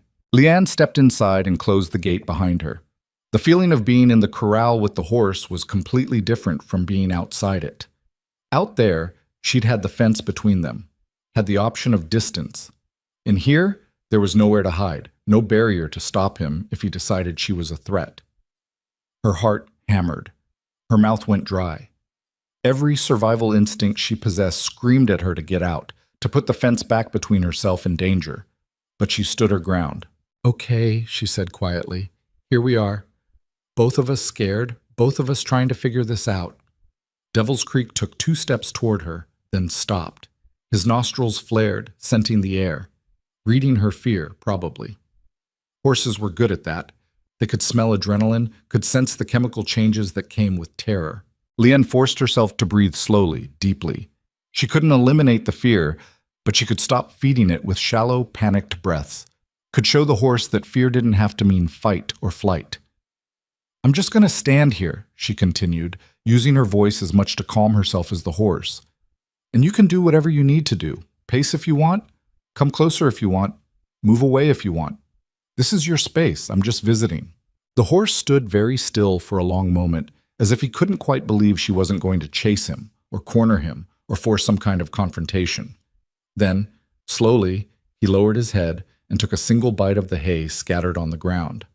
Not because he was hungry, Leon suspected, but because eating was what horses did when they started to relax, when they felt safe enough to engage in normal behaviors instead of constant vigilance. It was progress. Tiny, fragile, but real. Lion eased herself down to sit in the snow, moving slowly so as not to startle him. The cold immediately soaked through her clothes, but she ignored it. This needed to happen at a level that wasn't looming, wasn't dominant, wasn't threatening. Devil's Creek watched her lower herself to the ground, his ears swiveling forward with what might have been curiosity. Then he took another bite of hay. Another. His tail swished once, not in agitation, but in the absent way horses moved when they were thinking. They stayed like that for what felt like hours, but was probably only 30 minutes. Woman sitting in snow, horse pretending to eat while surreptitiously watching her. The sun climbed higher, burning off some of the cold, but not much. Lien's legs went numb. Her hands started to lose feeling despite her gloves. But she didn't move, didn't push. Just existed in the same space as the horse, showing him that presence didn't have to equal threat. Finally, when her body was screaming at her to stand, to move, to do something other than freeze to death in a corral, Devil's Creek did something remarkable. He walked toward her, not charging, not aggressive, just walking, slowly, carefully, like he was approaching something he didn't quite trust but found compelling anyway. Lien's breath caught. Every muscle tensed, but she forced herself to stay still, to keep her hands in her lap, to let the horse make this choice entirely on his own terms. He came within 10 feet, then 5. Then close enough that she could see the frost forming on his whiskers, could hear the sound of his breathing, could smell the warm horse scent of him. "Hey," she whispered. "Hey, brave boy. Look at you making choices." Devil's Creek lowered his head to her level. His dark eyes met hers, and Lien saw something in them she hadn't seen before. Not trust exactly, but consideration. Like he was actively trying to understand what she was, instead of just reacting to her presence. She didn't reach out, didn't move, just held his gaze and let him look his fill. Then, in a gesture so unexpected it made Lien's eyes sting, the horse extended his muzzle and blew softly on her face. Warm breath in the cold air, the horse equivalent of a handshake, a greeting, an acknowledgement. "Yeah," Lien said, her voice breaking slightly. "I see you too." For 30 seconds, maybe a minute, they stayed like that. Close enough to touch, but not touching. Close enough for violence, but choosing stillness. Two scared, stubborn creatures finding something like understanding in the space between fear and trust. Then Devil's Creek lifted his head, turned, and walked away. Not fleeing, just done with the interaction on his own terms. He moved to the far side of the corral and resumed his pacing, but it looked different now, less frantic, less desperate. Lien sat for another few minutes, letting the enormity of what had just happened sink in. Then she stood on numb legs and made her way to the gate. Pete had his hand on the latch, ready to throw it open if needed. His weathered face showed shock. "Did that just happen?" he asked. "I think so, unless we both hallucinated." "He came up to you, voluntarily." "He did. And didn't try to kill you." "That too." Pete shook his head slowly. 40 years I've worked with horses. Never seen anything like that. That horse was broke beyond fixing a month ago, and now he's approaching people like it's nothing." "It's not nothing to him," Lien said. "Every step toward me was probably terrifying, but he did it anyway." She looked back at the corral where Devil's Creek stood watching them. "He's braver than anyone gives him credit for, including himself." "What now?" Pete asked. "Now I do it again tomorrow, and the day after, and the day after that, until being near me is boring instead of terrifying." Lien's legs were shaking from cold and adrenaline, but she felt lighter than she had in days. Trust isn't built in one moment. It's built in 100 moments of choosing not to hurt each other. She made it halfway back to the house before her legs gave out. Just stopped working, dropped her to her knees in the snow. Not from fear this time, but from the sheer physical toll of holding herself together while every nerve screamed danger. Caleb was there immediately, must have been watching from somewhere. He lifted her easily, carried her the rest of the way inside, set her by the stove. "Your hands are ice," he said, chafing them between his. "How long were you in there?" "Don't know. Long enough." Her teeth were chattering now that the adrenaline was wearing off. "He came to me, Caleb. All the way across the corral, breathed on my face like horses do when they're greeting each other." "I saw." Caleb wrapped a blanket around her shoulders, pulled her close. "I saw, and I aged 10 years watching it." "But you didn't interfere." "No. Wanted to. Nearly did 3 times, but you were right. It had to be his choice." He held her tighter.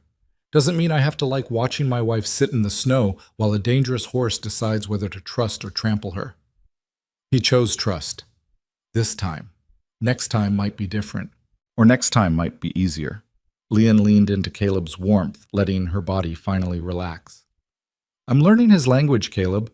Starting to understand what his movements mean, when he's scared versus curious versus overwhelmed. It's like learning Mandarin or in English. At first it's all noise, but gradually patterns emerge. Meanings become clear. And what's he telling you? Lian thought about the horse's approach, the deliberate slowness of it, the way he'd stopped just short of touching distance. He's saying he wants to trust but doesn't know how. That every time he starts to relax, something reminds him that trust got him hurt before. So he's testing, coming close, then retreating, seeing if I'll punish the approach or allow the retreat without judgment. What are you telling him back?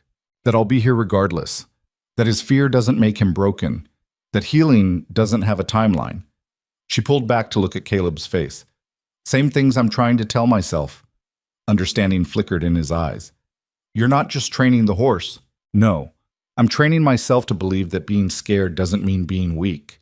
That you can be terrified and still show up. That trust is worth the risk even when risk has teeth and hooves. Her voice was steady despite the emotion behind it. And maybe if I can convince the horse, I'll start convincing myself too. Caleb kissed her forehead, her cheek, her mouth. You're the strongest person I know, he said quietly, and the most terrifying. And I'm grateful every day that you chose this life. Even when I'm risking my neck? Especially then, because it means you care enough about something to fight for it. He stood, pulled her up with him.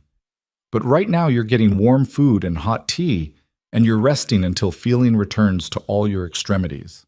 Lian didn't argue. She let Caleb fuss, let him make her tea and toast, let him wrap her in blankets until she looked ridiculous. Because this was partnership too. Letting someone care for you when you'd spent all your strength caring for something else.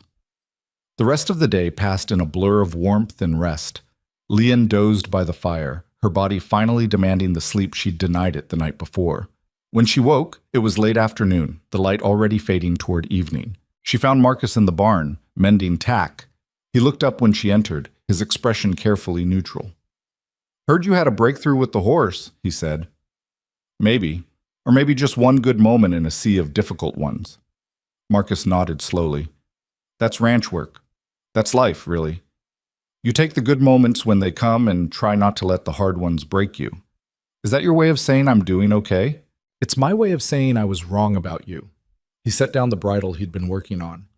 Thought Caleb was making a mistake, bringing in a foreign wife who didn't know ranch ways. Thought you'd last a month before running back to wherever you came from. I'm stubborn. Yeah, that you are, but... Marcus's weathered face creased into something that might have been a smile. But you're also learning fast, working hard, and not making excuses when things get difficult. That's worth more than knowing ranch ways from birth. Coming from Marcus, it was practically a declaration of love. Lian felt something warm settle in her chest. Thank you. That means a lot. Don't let it go to your head. You're still green as grass about half of ranch work. But his tone was fond now, gruff but genuine. Just means you've got room to grow instead of thinking you know everything already. I definitely don't know everything. Good. Day you think you do is the day you stop learning. He picked up the bridle again, his hands moving with the muscle memory of decades. That horse is lucky to have you. Probably doesn't know it yet, but he is. I'm lucky to have him too. He's teaching me things I didn't know I needed to learn. Like what? Like how to be patient with myself. How to recognize that healing isn't linear. How to show up for something even when I'm terrified. Lian leaned against a post, watching Marcus work. And how to accept that sometimes being broken isn't permanent. Sometimes it's just the state you're in before you learn how to be whole in a different way. Marcus was quiet for a long moment. You talking about the horse or yourself? Both. Neither. Does it matter? Suppose not. He finished the stitch he was working on, tested the strength of the repair. My wife died 3 years ago. Cancer. Took her fast, which I guess was a mercy, but it didn't feel like one at the time. His voice was matter-of-fact, but Lian heard the pain underneath. After she passed, I thought I was done. Thought I'd just work until I couldn't work anymore, then die. Didn't see the point in much else. What changed? Nothing changed. I'm still working toward the same end, but somewhere along the way I realized that being broken doesn't mean being useless, that you can be grieving and still show up for the work, that wholeness isn't required for living, just for pretending everything's fine. He looked at her directly.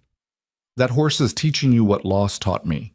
That surviving doesn't mean being unscathed. It just means being willing to keep going anyway. Lian didn't know what to say to that. The honesty was unexpected, the vulnerability rare from a man who usually kept his emotions locked behind gruffness and routine. "Thank you for telling me that," she finally said. "Yeah, well, don't spread it around. Got a reputation to maintain." But Marcus's eyes were kind. "Point is, you're doing good work with that horse, and with yourself. Don't stop just because it gets hard." "Wasn't planning on it." "Good." Lian left him to his tack mending and walked out into the early evening. The temperature was dropping fast, winter settling in with the kind of cold that made breath hurt. Snow was coming, the real kind that would last until spring. The ranch was preparing, extra hay stockpiled, fences reinforced, equipment sheltered. And in the far corral, Devil's Creek stood watching the house with what might have been expectation. Tomorrow, Lian would go back, would sit in the cold, would offer her presence, would continue the slow, difficult work of building trust with a creature that had every reason to reject it. But tonight, she stood in the yard watching the first stars appear and thought about Marcus's words, about being broken and useful, about surviving without being unscathed, about all the ways people and horses learned to keep going when everything told them to quit. She thought about her father and his patient dog, about the boy who'd hit her and the man who'd defended her, about the village she'd left and the ranch she was claiming as home.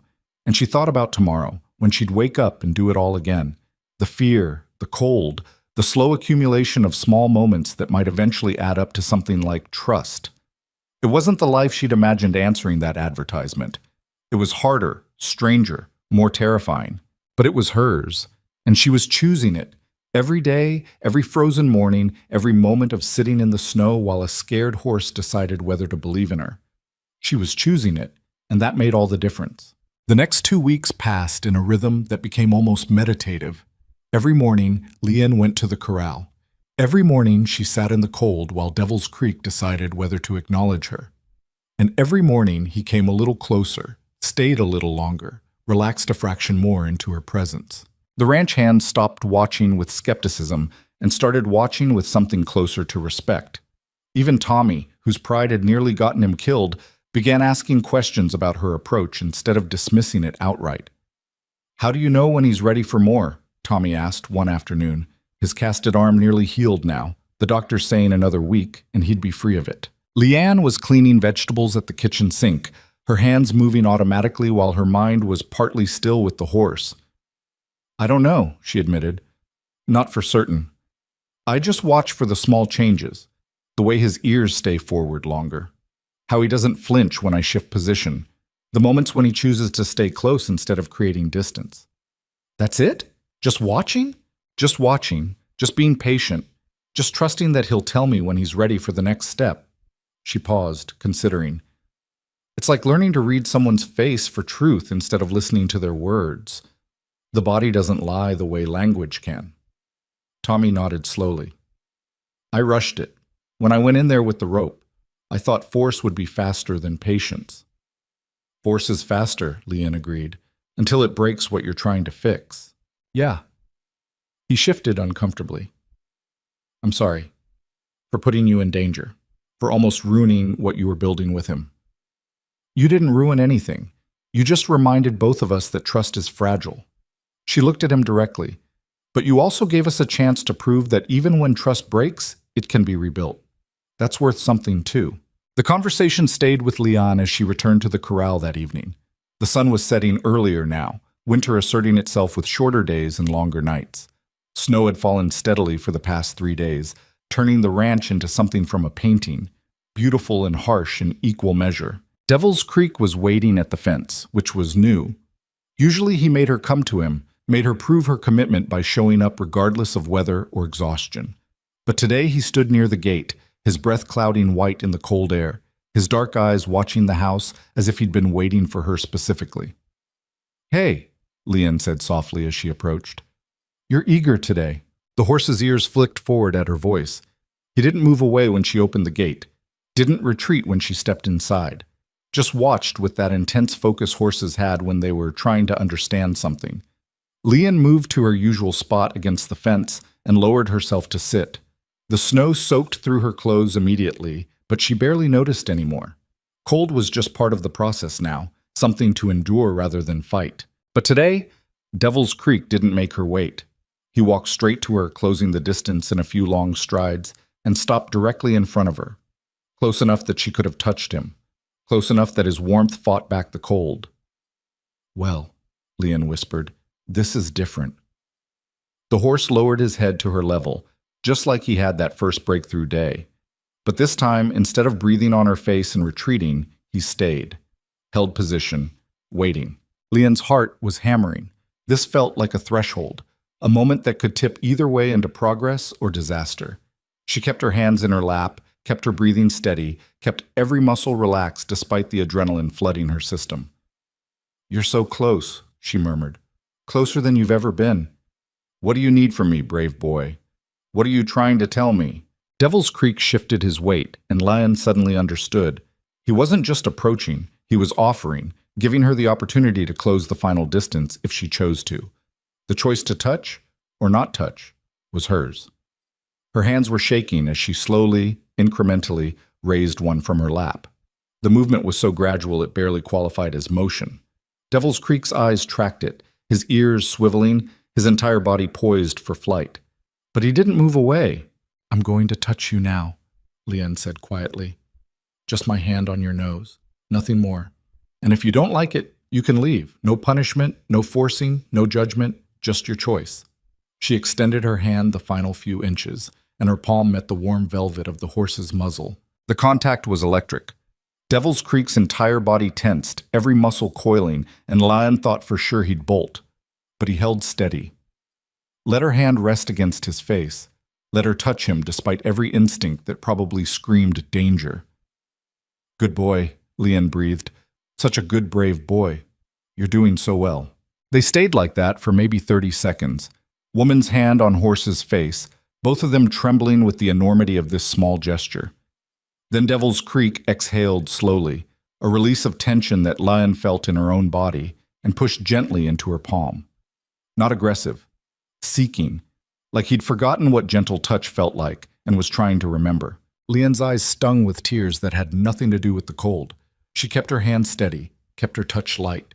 Let the horse lean into the contact as much or as little as he wanted. "I see you," she whispered. "I see how hard this is. I see you choosing trust even though trust hurt you before. You're so much braver than anyone knows." After a minute, maybe two, Devil's Creek lifted his head and stepped back, creating distance on his own terms, ending the interaction when he'd had enough. He didn't run, didn't panic, just moved to the center of the corral and stood there processing. Leon sat in the snow, her hands still warm from the contact, and cried. Not from sadness, but from the sheer weight of what had just happened. A horse that had been broken by violence had just chosen gentleness, had allowed touch from a human despite every reason to refuse it. It was more than progress, it was transformation. She was still sitting there, tears freezing on her face, when Caleb appeared at the fence. "I saw," he said quietly, "from the barn. I saw him let you touch him." "He chose it," Leon said, her voice thick. "I didn't force or trick or coerce. He made the choice himself." "I know." Caleb climbed into the corral, something he rarely did, and helped her to her feet. Her legs had gone completely numb. "I know, and I'm so proud of you I don't have words for it. It wasn't me. It was him. His courage. His choice. It was both of you." Caleb held her close, sharing warmth. "You showed him a different way was possible. He chose to believe you. That's partnership." They stood together in the snow while Devil's Creek watched from a distance. The horse's posture was different now, not relaxed exactly, but not coiled for violence either. Something in between. Something like a creature beginning to remember that the world could hold gentleness alongside danger. That night the ranch gathered for dinner. Marcus had shot a deer and they made venison stew that filled the kitchen with warmth and rich smells. The hands sat around the table, Marcus, Jake, Tommy, Pete, and a few others who drifted in from the bunkhouse when food smells promised something better than their usual fare. Leanne served the meal, but this time when she sat down, there was a chair waiting for her at the table. Not an afterthought, not a concession, but a place that had been deliberately saved. "Heard you made contact with Devil's Creek today," Jake said, ladling stew into his bowl. "Full touch, hand to face." "I did." "How'd it feel?" Leon thought about the question, about the warm velvet of the horse's muzzle and the trembling she'd felt in both their bodies. Like a promise being kept, like proof that patience is stronger than force. "Poetic," Marcus said, but without mockery. "Also accurate. That horse was minutes from being put down a month ago. Now he's accepting touch. That's not luck. That's skill." "It's understanding," Leon corrected gently. "Understanding that fear makes creatures dangerous, but it doesn't make them irredeemable. And that healing happens on its own timeline, not ours." Tommy cleared his throat. "I learned something from watching you work with him. About myself, I guess." The table went quiet, all eyes on the young ranch hand. "I thought strength meant never backing down, never showing weakness, never admitting when something was too much for me." His voice was steady despite the obvious difficulty of the admission. "But watching you sit in the cold day after day, getting nowhere sometimes and making tiny progress other times, never giving up but also never forcing, that taught me that real strength is knowing when to push and when to wait." "That's wise," Leon said softly. "Took me a long time to learn it. Still learning, really." "We're all still learning," Caleb added. "Anyone who thinks they know everything about working with animals or people or life in general is either lying or delusional." "Or Marcus," Jake said with a grin, and the table erupted in laughter, even Marcus cracking a smile. The evening passed in warmth and companionship, the kind that came from shared work and mutual respect. These men who doubted her were becoming something like family, rough and imperfect, but genuine. And Leanne, who'd crossed an ocean to escape a village that saw her as a burden, was finding her place in a world that was learning to value her exactly as she was. Later, lying in bed beside Caleb, Leanne stared at the ceiling and thought about tomorrow. "I want to try leading him," she said into the darkness. Caleb shifted. "Leading him how?" "With a rope. Not to force him, just to see if he'll follow. If he trusts me enough to let me guide him around the corral." She felt Caleb's tension even in the dark. "I think he's ready, and I think if I don't try soon, I'll lose my nerve." "What if he's not ready?" "Then he'll tell me, and I'll back off. But I have to try, Caleb. We can't stay in this limbo forever. Me touching him, but nothing more. Eventually he needs to be useful. That's what saves him long term. Not just tolerance, but purpose." Caleb was quiet for a long time. "When?" "Tomorrow, if the weather holds." "I'll be there." "I know." But the weather didn't hold. A storm rolled in overnight, dumping 2 feet of snow and bringing winds that howled like living things. The ranch shut down to essential work only, feeding animals, keeping paths clear, making sure nothing froze that couldn't afford to freeze. Leanne spent the day cooking, baking bread, and preparing meals that would last, keeping the stove hot so the house stayed warm. But her mind was with the horse, wondering if he was cold, if he was scared, if he understood that she hadn't abandoned him when she didn't come to the corral. The storm lasted 3 days. 3 days of being housebound, of watching the world turn white beyond the windows, of the ranch becoming an island in a sea of snow. When the weather finally broke, Leanne was out the door before breakfast was fully prepared, leaving Caleb to finish the coffee while she fought through snowdrifts to reach the far corral. Devil's Creek was standing near the fence, covered in snow but otherwise fine. When he saw her, his head came up sharply, and he whinnied, the first sound she'd heard him make that wasn't a scream of rage or terror. It sounded almost like a greeting.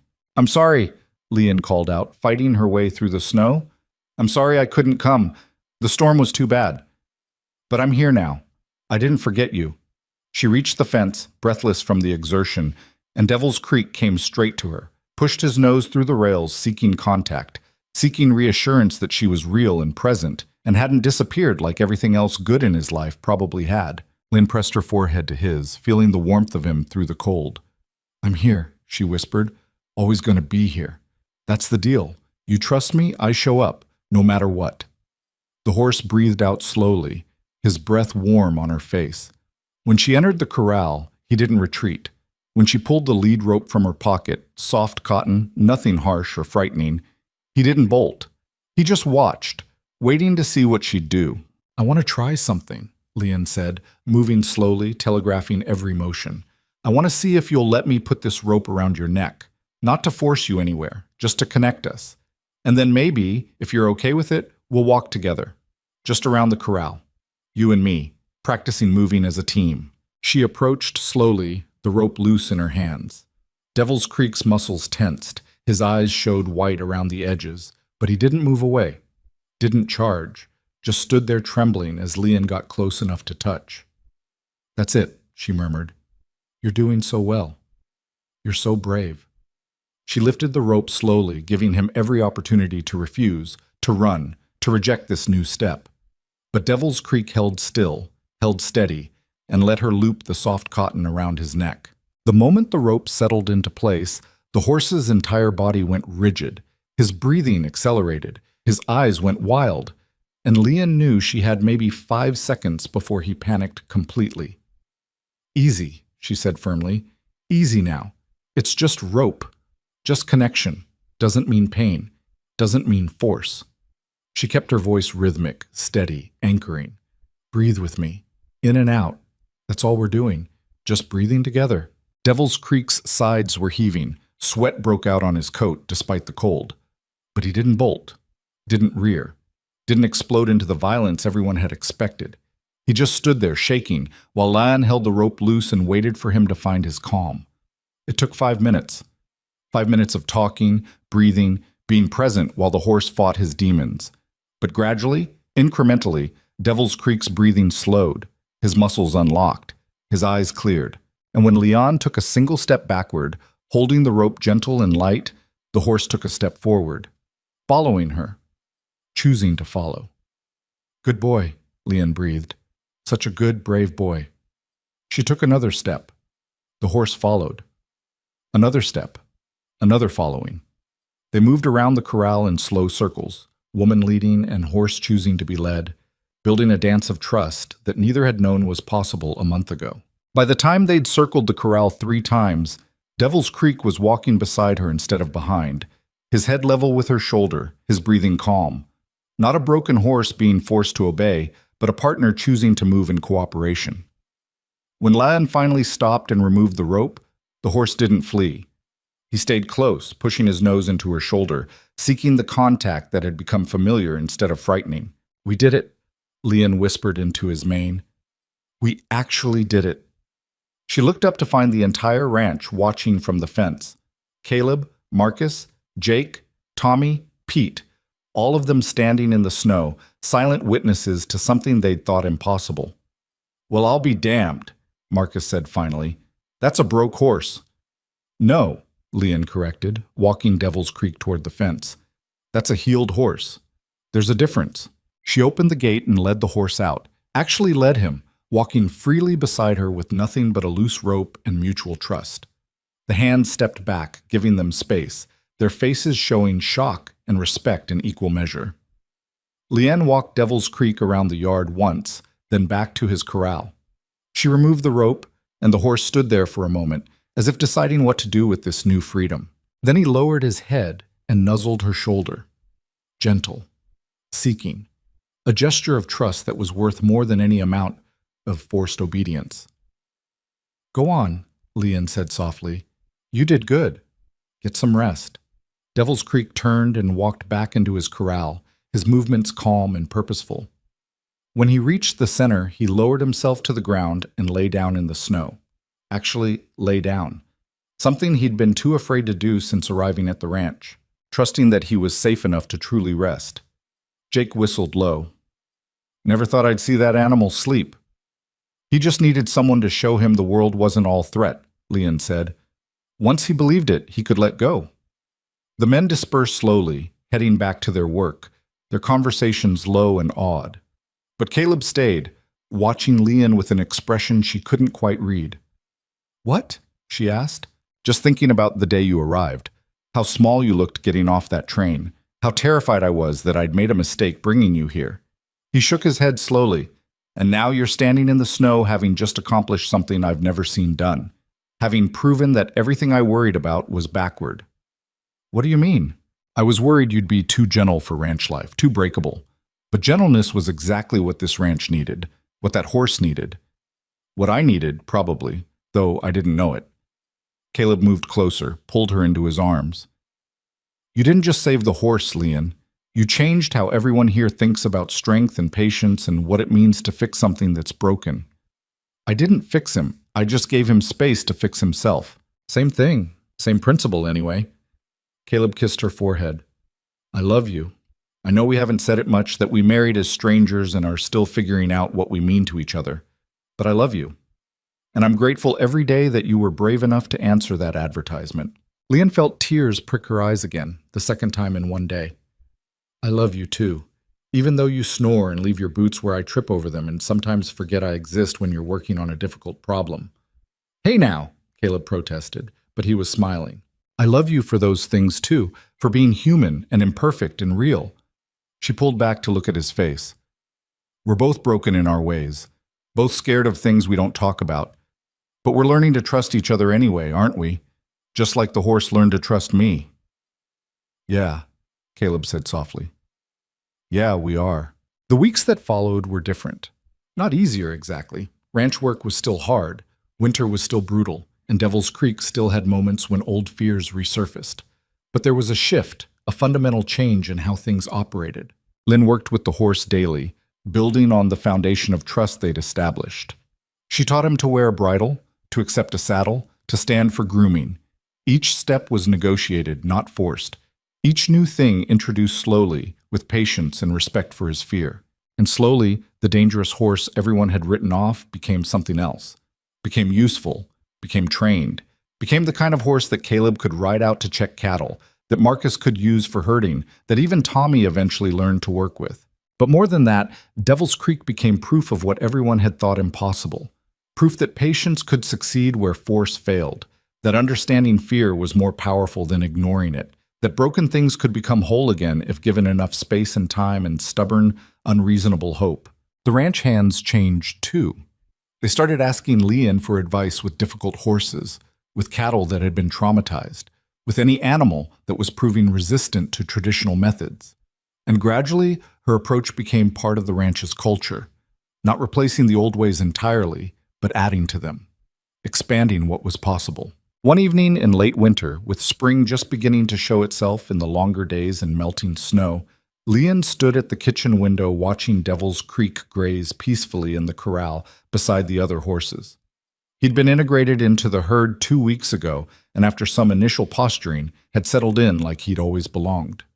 You thinking about him? Caleb asked, coming up behind her and wrapping his arms around her waist. Thinking about how far he's come. How far we've all come. We? You, me, the ranch, the horse. All of us.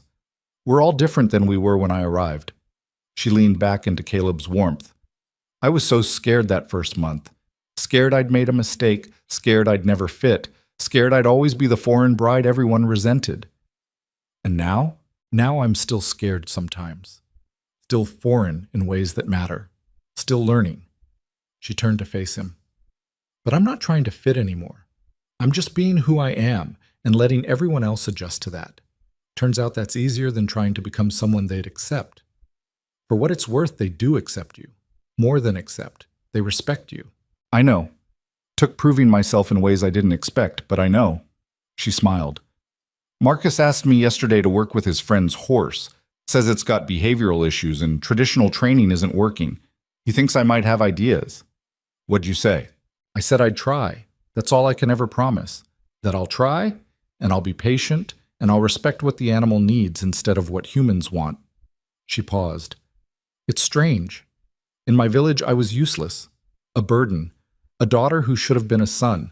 But here, doing the exact same thing I always did, seeing the scared creature underneath the dangerous behavior, that's valuable. That's a skill people want. It's the same everywhere, Caleb said quietly. The world is full of scared, broken things that people don't know how to help because they've forgotten how to see past the danger to the hurt underneath. You haven't forgotten. That's rare. That's precious. They stood together as darkness fell, watching the horse who'd been too dangerous to save now peacefully existing alongside creatures he would have attacked a few months ago. And Leon thought about her father's dog, about the patience he'd shown when everyone else wanted quick solutions, about how that lesson had traveled across an ocean and found new expression in Montana snow and ranch work, and a marriage built on gradual understanding. Some things couldn't be rushed. Some transformations required time measured in seasons rather than days. Some forms of healing needed space and patience, and the willingness to show up consistently even when progress was invisible. The horse had taught her that. The ranch had taught her that. Caleb had taught her that. And now she was teaching it to others, spreading the understanding that gentleness was a form of strength, that patience was a kind of power, that broken didn't mean irredeemable. It wasn't the life she'd imagined when she'd answered that advertisement. It was harder, colder, more challenging, but it was also richer, deeper, more meaningful. It was a life where she mattered, where her particular way of seeing the world was valuable instead of burdensome. It was a life she'd chosen and continued choosing.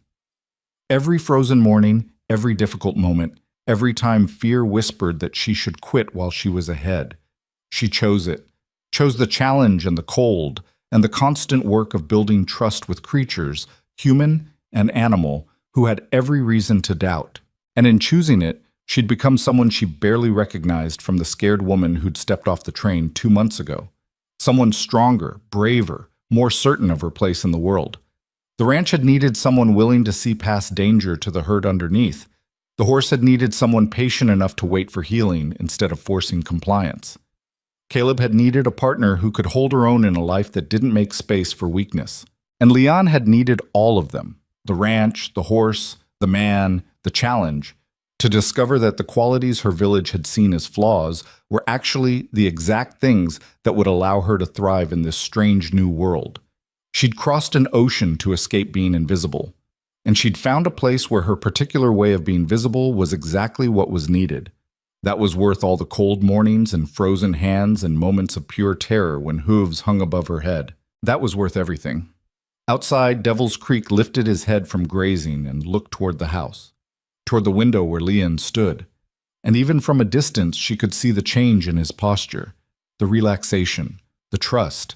He'd learned that humans could be safe, that presence didn't always mean pain, that trust, once broken, could be rebuilt through patience and consistency and stubborn refusal to give up. And in teaching him that, Leon had learned the same lessons about herself. Some journeys started with fear and ended with trust. Some transformations happened so slowly you almost missed them until you looked back and realized how far you'd come. Some broken things healed, some scared creatures learned to rest. Some foreign brides became exactly what a Montana ranch needed, even when nobody, including themselves, had seen it coming. The snow was melting, spring was coming, and on a ranch in the middle of nowhere, a woman and a horse had both learned that healing was possible if you were brave enough to choose trust over fear. One frozen morning at a time, one small gesture of faith at a time, one moment of choosing connection over safety at a time, until one day you looked up and realized you weren't broken anymore. You were just whole in a different way, changed by what had hurt you, yes, but not defined by it. Free. And that was everything.